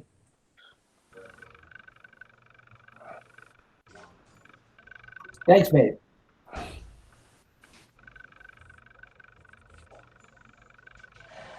What else? Any more? All righty. It's 2:30 in the morning here. Hi. You're a trooper, Paul. Yeah. I might as well wait until the sun comes up, I think. It's going to be quiet anyway in the morning. It's a good time to fly when the first thing, because there's no wind. Because there's no wind. See, I would have thought that you're right on that. You're right on a giant waterway. Isn't there a bunch of water between you and? Yeah, it's the diurnal weather effect. At night, everything calms down, and then around about 10 or 11 o'clock, you start getting the sea breeze, and it's the same in the evening. There's a special point about 7 o'clock in the evening when the winds change, and you get this. Everything dies down for about half an hour, and that's when you fly. Yeah. I found the fighting kites the most interesting of all the kites, to be quite honest. I started years and years ago, but as a profession, I'm an aerodynamicist and aircraft designer, and I could never understand to begin with how you could have a kite that could be stable at one moment, and then the next moment it's going round and round like a whirling dervish. And that's what really got me into it, because I wanted to get into contact with this thing. It was it seems such an anomalous type of thing. Hey, Paul, what size is the Tahara that you showed? Pardon? What size is the Tahara? This is actually this is a Tahara. It's much smaller than the Japanese ones. I've been out in Japan, but what happened was I was in China. This was a long time back, and I bought a lot of the dragon whiskers that take the feathers. Well, that's what these are. So I bought a whole, and they fitted my suitcase. So I bought a whole load of those, and when I got back home, I realized if I split them, they would be ideal for making a flexible kite. Yep. Okay. But it's got the split spine, but they are quite tricky to tune because they're so wide and the way they work. I think it's a matter of luck as to whether they spin both ways really well. Is it a 2-point or a 3-point bridle? I think this one's nobody told me about 3-point bridles, so this one's got a 2-point bridle. Okay. Yeah, I've flown I've got friends from Peru, and they've been giving me Chilean kites to make, and they've got a 3-point bridle. Mm-hmm. I'm not quite sure why that should be better or not, to be quite honest. It's just the way they do it. It makes up for construction failure. because the kite is out of balance, you can adjust the side to side balance. It's something, because I've been to India, and in Makar Sankranti, I was in Ahmedabad and they flew off. I did a calculation. I reckon they flew about 5 million kites over the 2 days, but I got the size of Ahmedabad wrong, and they flew 10 million kites over 2 days. And people out there, you buy them by the 20. And I started in the morning with maybe 200, and by about 11 o'clock, I had to get some more. More were coming in from the sky, and you could get people to bring them up for you. This business about some of these, this kite's nearly 20 years old. An Indian flyer would just laugh at you. You know, what's wrong with it? Because the kites are supposed to be ephemeral. They're just gone. They're just presented to the sky. But it's a totally different. It's a different game here in England, and I can see it's a very, very different game in where you are in the States. I don't know if any of you have flown with the Manager Club with Ludo Petit. When I first started, they were active, and I met Ludo when he came to Washington State one year, early. Must have been 25 years ago. And yeah, I follow him on Facebook. Yeah, they have a fantastic weekend or week in Marine, which is where Ludo lives, and all the fighter kite people go there. And Ludo lives. It's basically a cave, and people live like rats, sleeping where you can on the floor. Adol Ralph makes all the food. And it's a tremendous atmosphere there. And then you go out flying the fighters, and nobody cares who. Well, there are competitions, but it's more the friendship and the people and making stuff, and it's a good thing. If you can ever get to Marine, it's really well worth it. What do you got there, Steve? A little fighter there. So yeah, this guy is, I'm trying to get into focus here. It's difficult. I'm actually two different sources, but if you can see that, it actually has two bows. It has a primary bow, and then it has a secondary bow that curves all the way back like battens to the end, and it's split tail. This is an extremely fast kite. And again, as we talked about, Mitch, I actually have a tension line that will tighten the carbon fiber, and you can put a little bit of tension in that. You can see it, just two little sliding beads. It's very, very simple. You basically compress it, pull down on it, and it's locked. That's how quick. About dihedral ball. And using it. Yeah. You're using a 2-bead system. Yes. Yeah. And Bruce discusses that in one of his videos on how to do it. It works as a tensioning line. You could put quite a bit in there, like that, which is a ton, or you can run it all the way down to literally flat. When I design these, they never physically go completely flat, and it's a function of the bridle points. And yes, it has 1, 2, 3, 4, 5 on it. It's probably the most complex kite I build, and it's all carbon. The top half is flat stock, carbon flat stock, and the bottom is round stock. And again, I do it just like I did the bamboo carbon combination. It's a laminated spine using that same technique, Mitch. That's a great technique. I'm definitely going to have to try that. I love that idea. It works really, really well. Like I said, the trick is you don't want the kite to ever go completely flat. So as I said, the toe lines that come out of the kite, the center one is actually, I'm talking like a 32nd of an inch shorter, maybe a 16th, but not quite. And the reason is because then the kite can never physically go flat. It always has to have a little bit of bow in it, because the center line is shorter than the two top and bottom of the bridle points. I'd love to show it to you sometime. If you have time, let me know, and I'd be more than happy to, get online and talk to you about it. I taught a fighter kite making class at the. Whoa! Look at that. I taught a fighter kite making class at one of the conferences one year, and I made a big Afghan kite with one of those giant skirts at the bottom, and I put a cascading central bridle on it, so that when the wind blew, it couldn't flatten the belly out. Right. Past, I had, but it was a cascading bridle between the bottom and that central point. The only thing I've noticed that's a detractor for that particular style of setup when you do that where it won't bend, this is the one that I will give everyone is my kites don't like to cobra. Yeah. And it's because the tension, the point that has the most tension on the toe points is actually the center line. And so they don't like to cobra. But the thing is, yeah, exactly, that rocking motion, that rocking back and forth. But the thing is I found out a long time ago, that's not something that I like to do during combat. So I'm willing to give that one up, that particular function, because I can compensate with the other functions. And that's my style of flying more than anything else. If I fly someone else's kite, I can get it. Jim Peevers brought a excellent kite to the beach, and Dennis and I and Jim were at the beach, and I flew that, and I'm not sure which one that was. I think it was the Silhouette that he had built, a copy of a Silhouette. Excellent kite.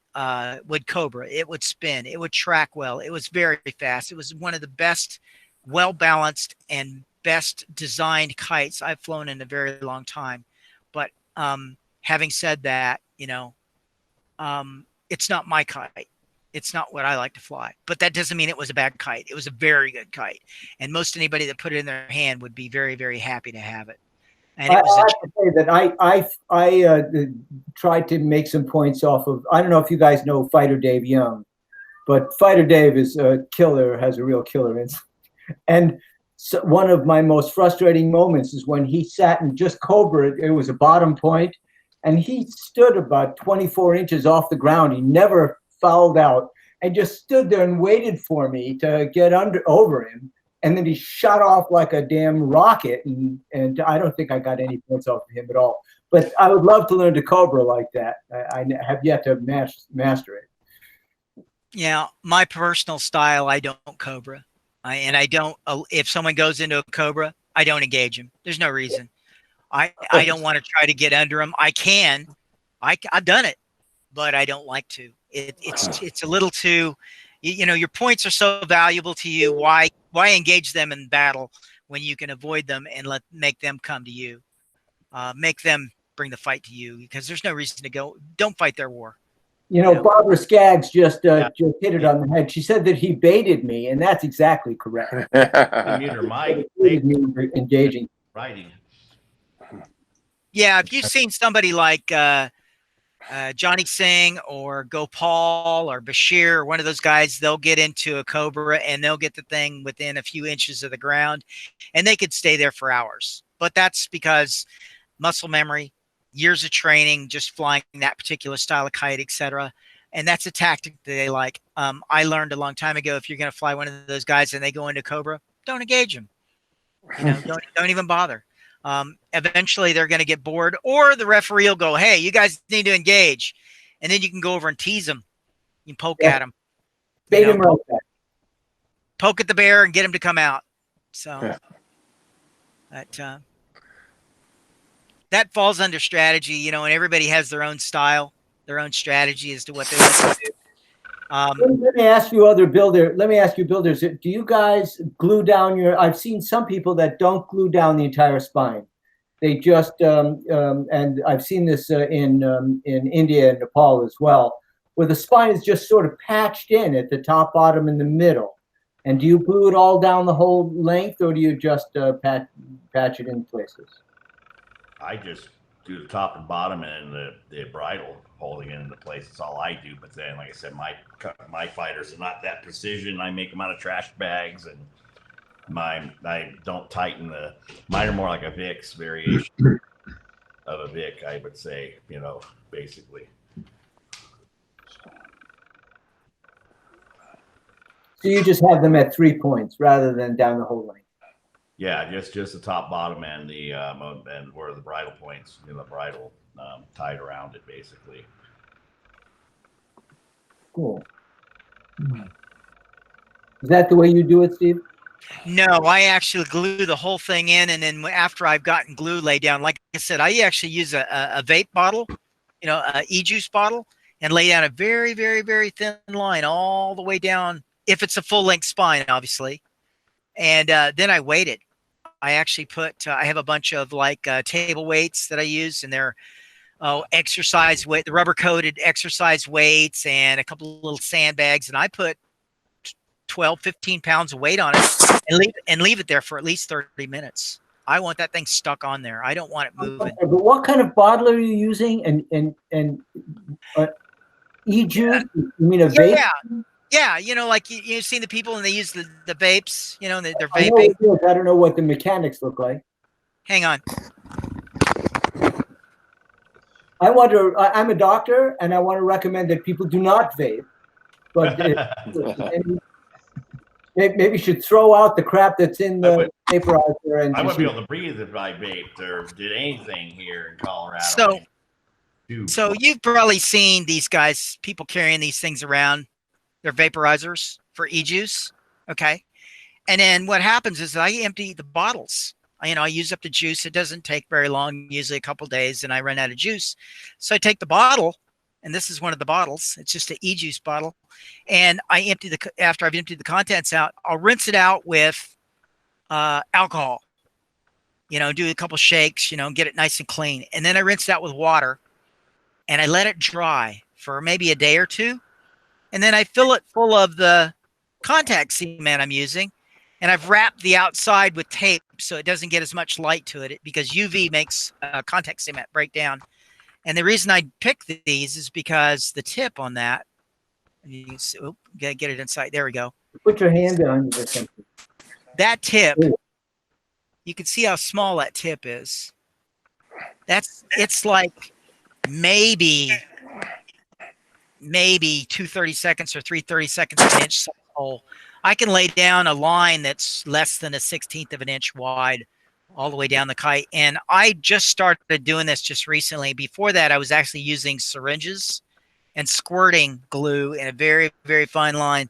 And it was messy. It was always going to, I always have a little bit of glop, as I like to call it. And so I started doing this, and this is an excellent, excellent way. One, it recycles my bottles. Is it plastic so it's squishy? You can sort of squeeze out of it. Yeah, it's plastic and it's squishy. You can squeeze it. See, I'm squeezing it right now. And that's it's standard nicotine delivery system that that's what came in. It was a e-juice for my vape. It's actually a nicotine-based product that you can smoke.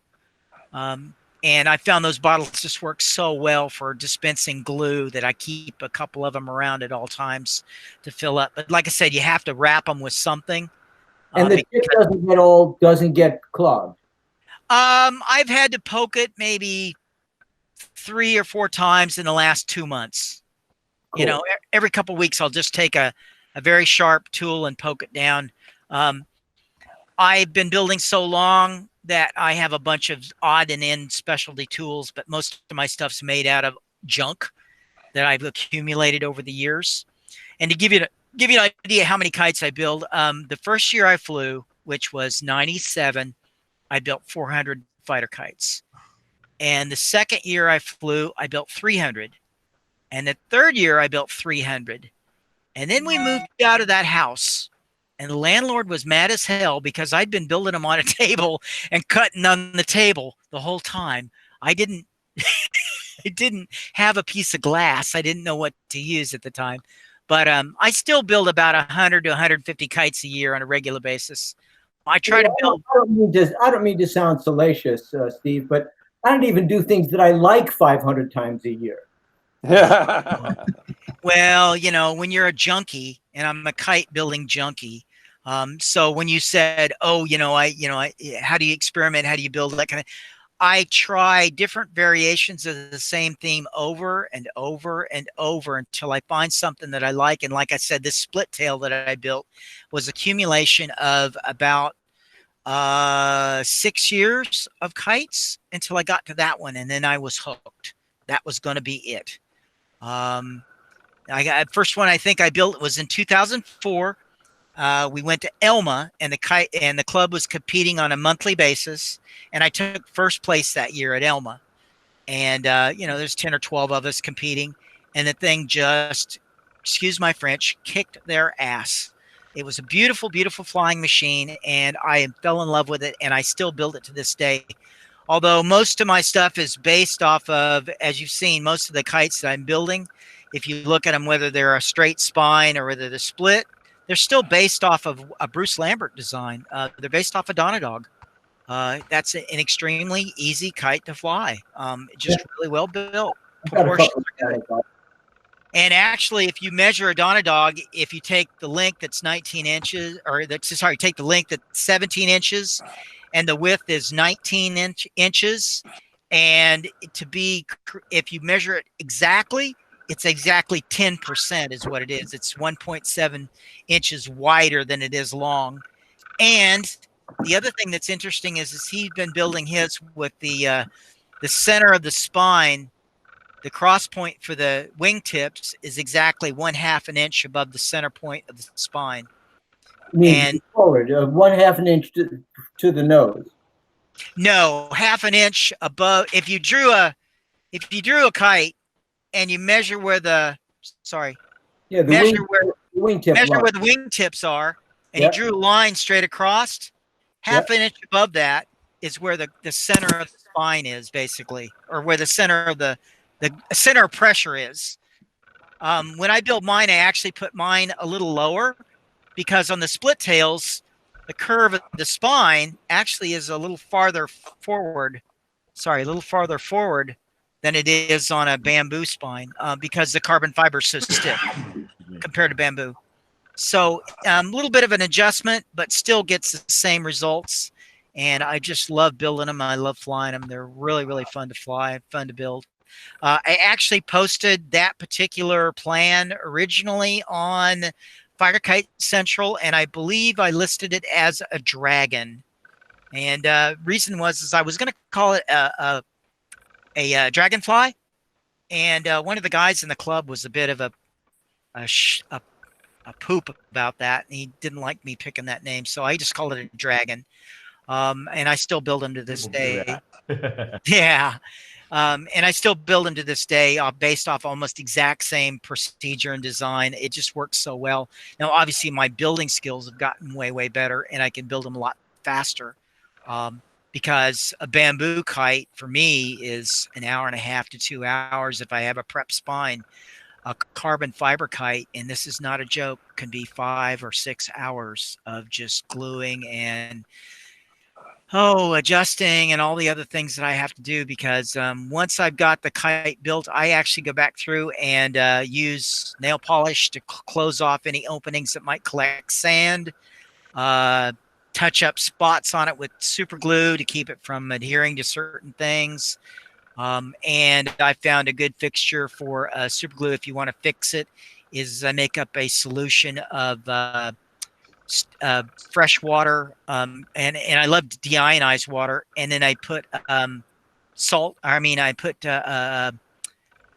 sodium bicarbonate, a baking soda, and I make it about 2 huge tablespoons to about a cup or a cup and a half of. And let it sit, and it's hot water, and I let it sit for 24 hours, and what you get is a very, very base solution. And then I strain it off through a coffee filter and use it in a spritz bottle, one of those little bitty, glass cleaner bottles, you can spray. And what I use it for is accelerant, a super glue accelerant.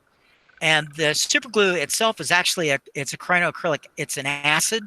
And because it has an acidic content, if you use this special water, if you will, this accelerator, the water actually is very, very base.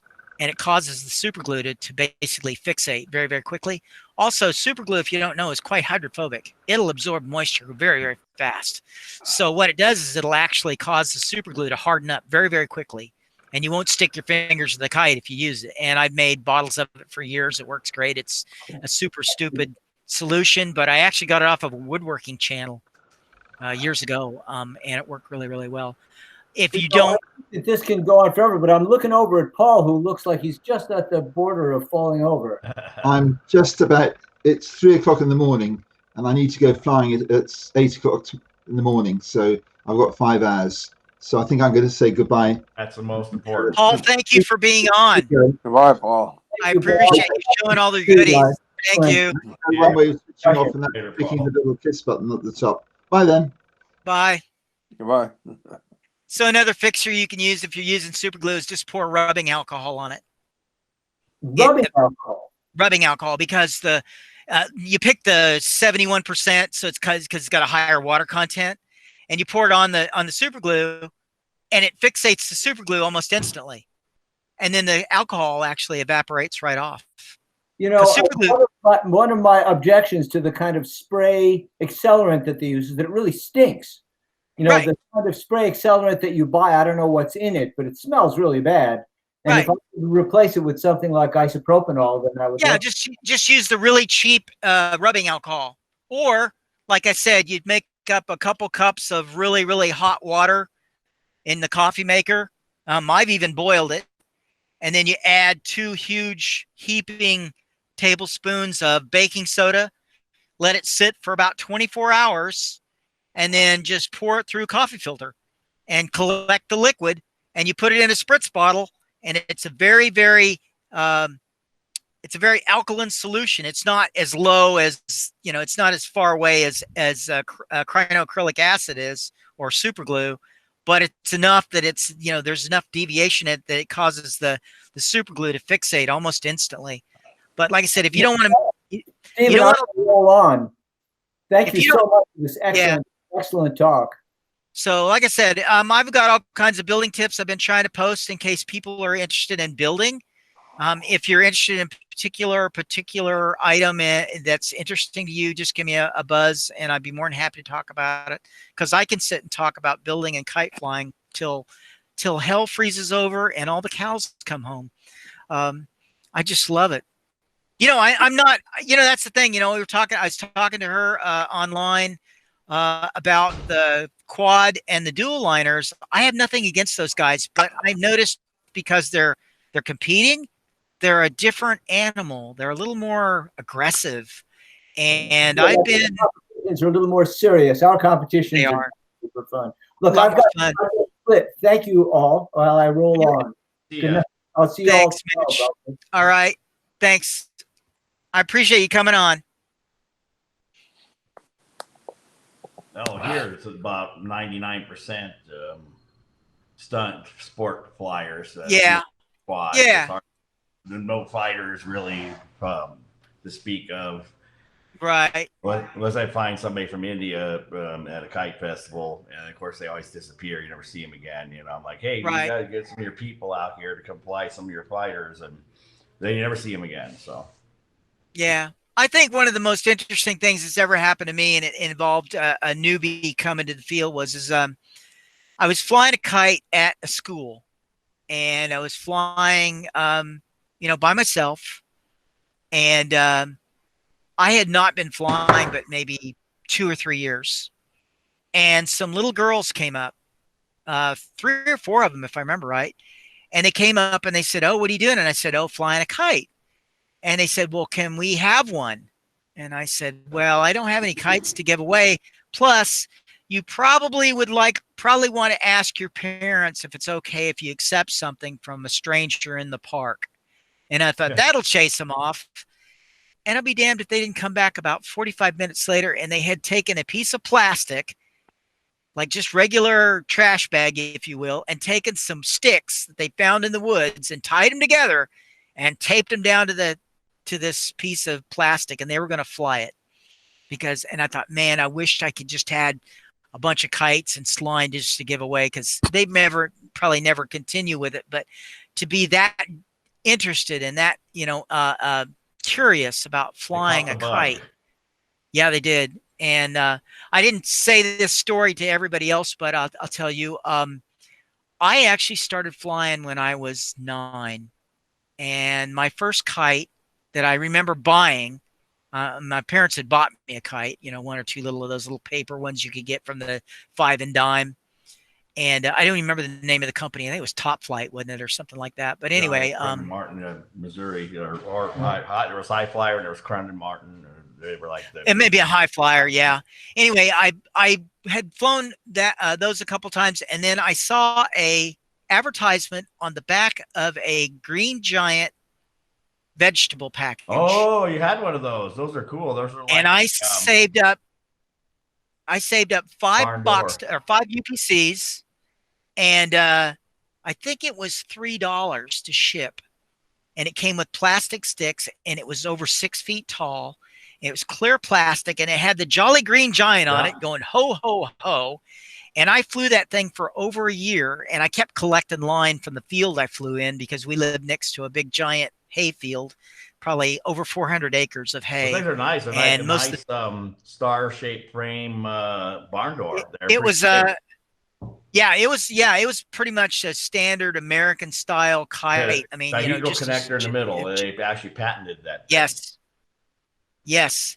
And I flew that for over a year, and then the wind picked up one day and it broke the line, and I chased it down, and it had landed at the edges of the field right in front of the highway, and I took it home even though it was shredded, but the sticks were in shape. And my dad, because I was so upset, sat down with brown paper bags and contact cement and made a skin that was big enough to hold those sticks. The thing probably weighed 3/4 of a pound, but I lived in Wichita, and the wind blows in Wichita all the time. Except for in June. Father's Day, it does not blow in Wichita. The one day we had a kite festival in Wichita several years ago, the wind did not blow. It was dead. I even had some of the people from Texas and Oklahoma and whatnot came up for a kite fly there, and we were all comped by the Botanica Gardens there. And it was the deadest, worse than here. Yeah. So I flew this thing for, months, that year. And at one point it got attacked by a bald eagle, and he tore a big hole in it. And I was flying it at probably, I'm going to say it was at least 1,000 feet. It might've been higher than that. I don't know. I didn't have any way to measure my line, and I was collecting this line over the period of the year. And late in the year, after I'd fixed this thing, the wind picked up one day and it blew away. And I got a feeling as high as that thing was, because it had to be 5,000 or 6,000 feet. By the way, I did get in trouble with the airport. There was a local airport, and they actually sent representatives over to tell me to quit flying in their flight path because we live so close to the airport. But anyway, the end of the year, the thing blew off the line, and I was livid. And I went down to the toy store, local toy store, that near Christmas that year. And I think High Flight, you said High Flight was the name of the company? Yeah, there was Top Flight and there was High Flyer. Yeah. They made one that was black plastic, probably about the same weight as trash bag. It had 3 dowel rods that were probably 1/4 inch in size, and it made a dihedral kite with a 3-prong connector. I don't know how to describe that, but it had 3 different angles, and you inserted dowel rods into the different things, and it made basically a big, huge, giant triangle-shaped kite. So it was a delta, but it was more like a nose cone type of delta thing. Yeah. Yes, exactly what it was. And I flew that for a glider or something. Yeah. It's exactly what it looked like. And I flew that until the end of the year. And then by then I had collected enough line that I took a broomstick and I had tied half the line on one side and half the line on the other side. And I made a big, huge pole that I could do this with. And I tried to fly it like a dual line. I didn't know people did that. Now, mind you, this is probably There's probably like a Glite. Maybe it was like a Glite, like the North Pacific made them in Oregon, and they had a red nose cone and they had 3 wooden spars. And they're basically almost like made like a parawing, almost like a parawing or a hang. Correct. Or delta shape. Now here's the kicker, though, Robin. That was 1968. Yeah, they had those back then. I didn't know anyone did this. I thought, oh man, this is wacky. Nobody does this. you know, because I attached the lines to the two edges and tried to get it to fly and never could get it to perfectly balance the way I thought it should. And I didn't pick up another kite until I got into high school. I flew a couple of just static, you know, as I like to call laundry. And after I got out of the service, I flew a lot of gliders and a lot of paper planes. As a matter of fact, I still fly white wings. They're made out of cardstock, and fly a lot of those, and flew model rockets. And then, like I said, I bought that book. I forget who put it up, but that's the exact book, that 29 fighter kites to build and fly by Philippe Galot. And Philippe put that book out, and I bought it at a secondhand thrift store in Tulsa, Oklahoma in 1996, and I built every one of those, and I've been hooked on fighters ever since. Was that the one that had it had a fighter, and it had kind of a drag, like a big it was almost like a shield shape. It was like an India fighter, but it had a big belly underneath it. Yeah, I started building those too. I got that book. Had that book from the public library here when I first came here in early 2000s, and built a couple of those. I knew how to build fighters, but I thought it was kind of neat to have that drag on the bottom. You could make it into a single line or a stable kite. Yeah, I still build a variation of one of Ludo's, Ludo Petit.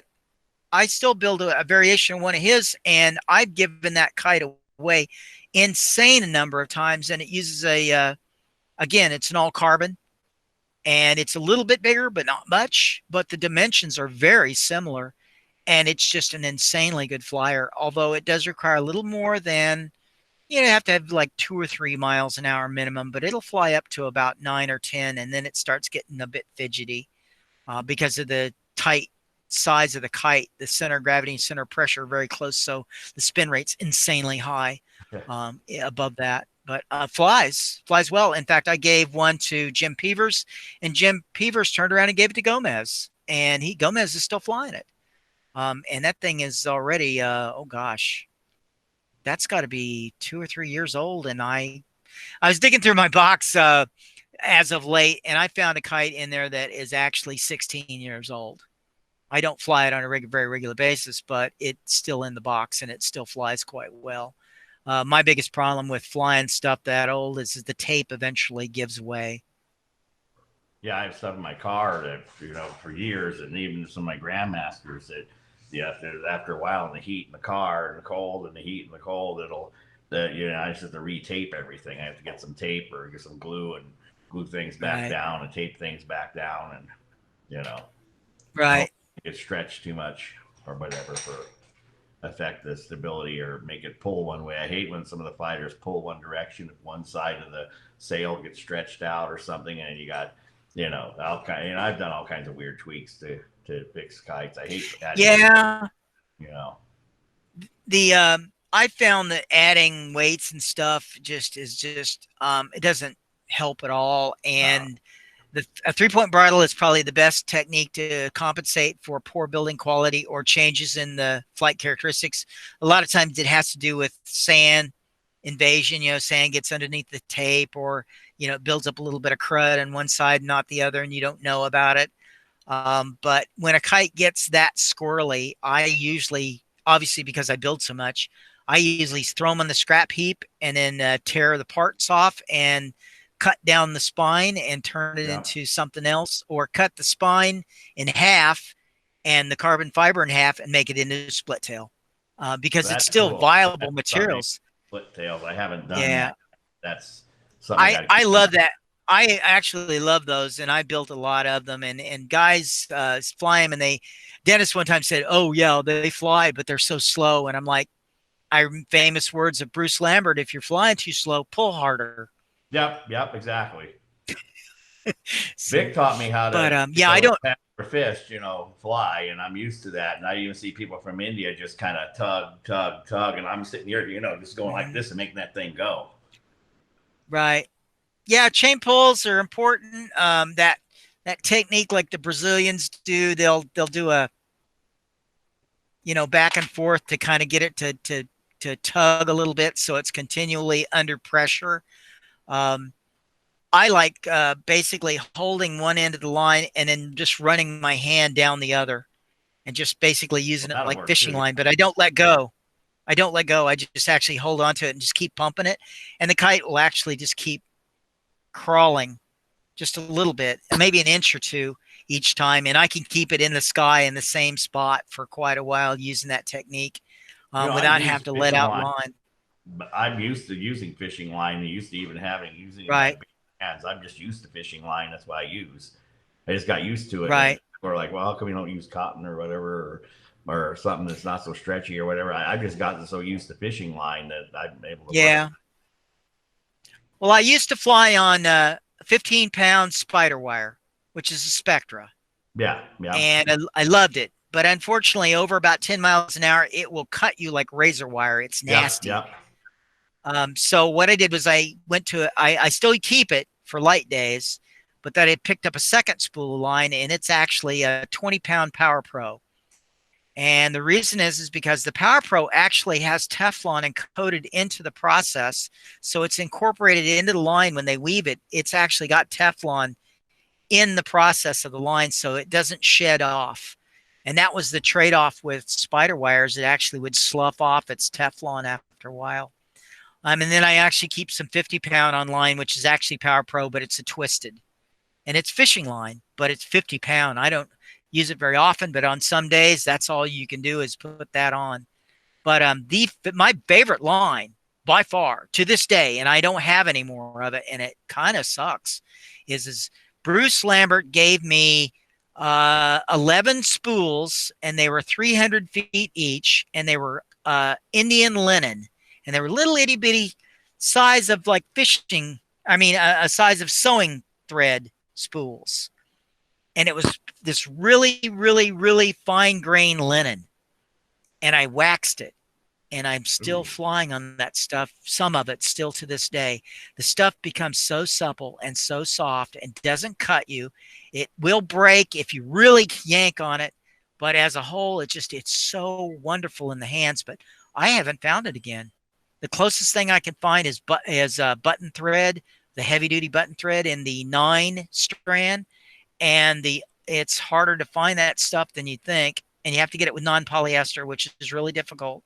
And the other one that I have found on a regular basis, but it's a little heavy, is carpet thread.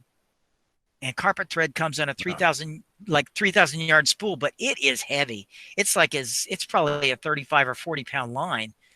So it's hard to break. And if you can't break the line, it can cut you. It gets wrapped around your fingers and it'll cut right into you, and it's a nightmare. I don't know why I used to line with my fighters. Yeah.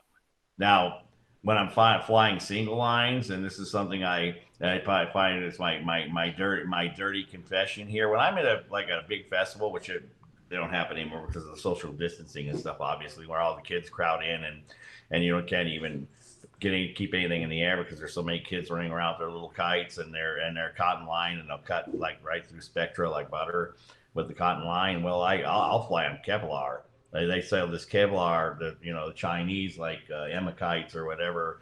They sell Kevlar for not pretty reasonable. And I buy like this 200-pound Kevlar. It's not even braided. I'd rather have the braided. Right.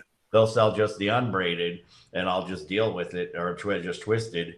And it's like 200-pound test, and it's just like $10 or $20 for maybe about 1,000 feet or something. And I've been using that at festivals because I figure that's just like survival of the fittest. If I want to put a kite up at a kite festival and involve all the kids and they come around or whatever, and they put one of their little cheap kites, because it'll cut it off. They won't be able to cut me down. Otherwise, if I was like Spectra or some other braided nylon type of line, some good line like that, it'll just cut right through it. Those cheap cotton lines are sharp, almost like cutting. Yeah. Well, it's melting temperature. The synthetics will melt at such a low point compared to cotton. And the fishing line will do the same thing. There's this guy called Mono Kite out there on Facebook. Everywhere else, he calls himself Mono Kite, like monofilament. And he's trying to sell monofilament like to the Indians and all this stuff, and the cutting line monofilament. Say, hey, that stuff's got too low of a melting point. You guys are going to have to come up with something with a higher melting point if you want to use monofilament for cutting line. That's not going to happen. Yeah. Well, like I said, there was a group, I don't remember if they're Pakistanians or Afghans, but they were flying on a synthetic line, a synthetic fishing line. But what they do is they acid etch it, and it actually causes it to eat away some of the coating, and it makes it very, very abrasive. So it actually has a little bit of tooth to it. You know, it has some actual spots that are abrasive, and they'll fly on it. But I think that's a really bad idea. That stuff gets wrapped around somebody. You could decapitate someone. Oh yeah, and because that stuff's not going to break. Yeah, you know, that stuff is that's scary. And I can't believe that anybody flying that. But you know, people overseas, they do different things. They don't have the same rules and restrictions. I was going to tell, like I said, you know, what's funny is we were talking to Paul Chapman, and that guy blocked me like 10 years ago on Facebook, and I'm really neutral and ecumenical with my groups. I don't take my personal life or my personal people that don't like me or block me or whatever. I still let them into my groups or leave them there, and I just figure I'd let the group run itself and go on. But you know, it's so funny. He's sitting right here. The guy, I don't even know if he knows that he blocked me 10 years ago over posting one of those things about a kid falling off a kite and getting killed from back and overseas because they don't distance their kite field, and some kids ran up to the giant kite and got drug up in the air or whatever. He blocked me over that, saying that I was resharing something from the Mirror or some English tabloid or something, and it got them all ticked off. And I didn't mean to. I was just trying to explain kite safety to people. I was trying to say, well, you know, these giant kites, blah, blah, blah. This was like 10 years ago, and I was really trying to help out the kite flying community and trying to do more stuff. And I was the AKA regional director and all that. So, but. Well, you noticed when I was talking, Rob, and I kind of kept my you know, safety, you know, just safety about fighter kites. And I was trying to be respectful because some people, they're not going to do whatever they're going to do. And I was just trying to keep it as generic as possible, you know, respect people's space, be aware of their needs, be, you know, situationally aware. I thought that's the best way to put it. Because I'll be honest, I have done just the opposite. There was a year where we went to the park. It's with my ex and her relatives, and I took a fighter kite, and the wind was just light enough that I could actually take it and dip down and actually touch people on the head. And I crashed into a couple people, and I was drunk and flying, which is probably not the best situation. But that's funny, though. You know, I didn't do it to hurt anyone. I was just doing it to have fun, and you know, no one got hurt. But again, that's disrespectful. And I learned from the situation. I like, hey, don't be a dick. You know, have fun, still, and sometimes you never know. I mean, sometimes, at festivals, sometimes people will do that, and that's fine. Right. Fun, you know, it's like, but I just think it's funny that Paul got all upset at me about that, And then just recently there was the one with the kid got caught on the tail of a big, like a lifter or I saw that type thing. And I was trying to send that to Paul just to give him a hard time. And I don't know if he ever got it. I was trying to tell everybody that knew him that you send this to Paul, just tell him I said hi and send him this, you know. But I don't know if it ever happened. That's so funny. Right.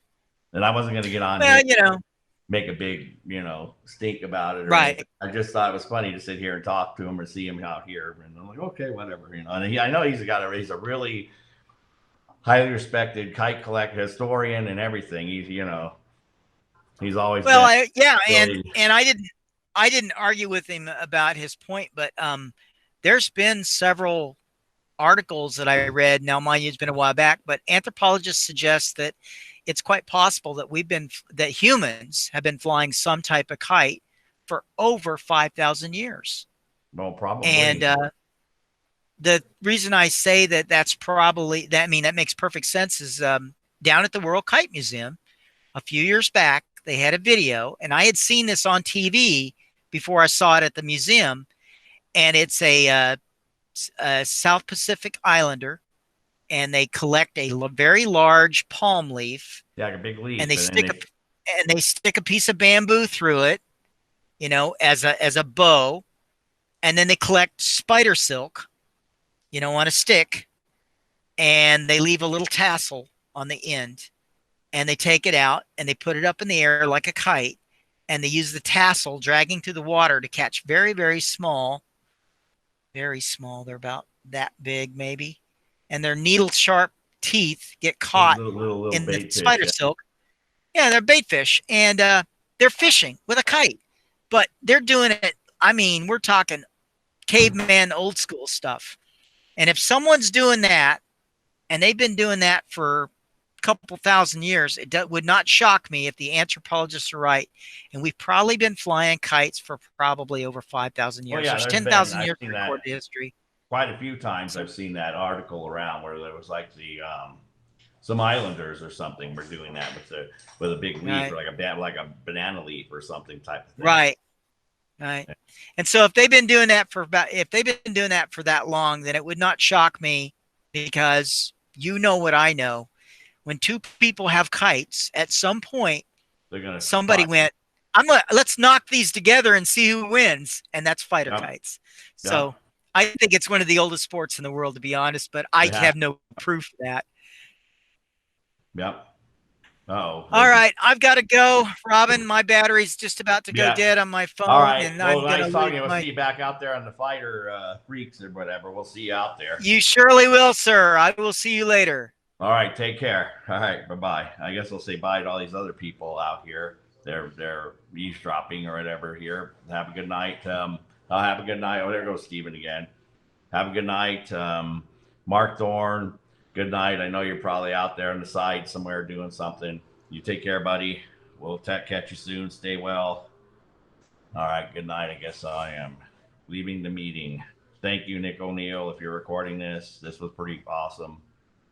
Somebody's got to record these meetings, and thank you. Thanks again. Adios.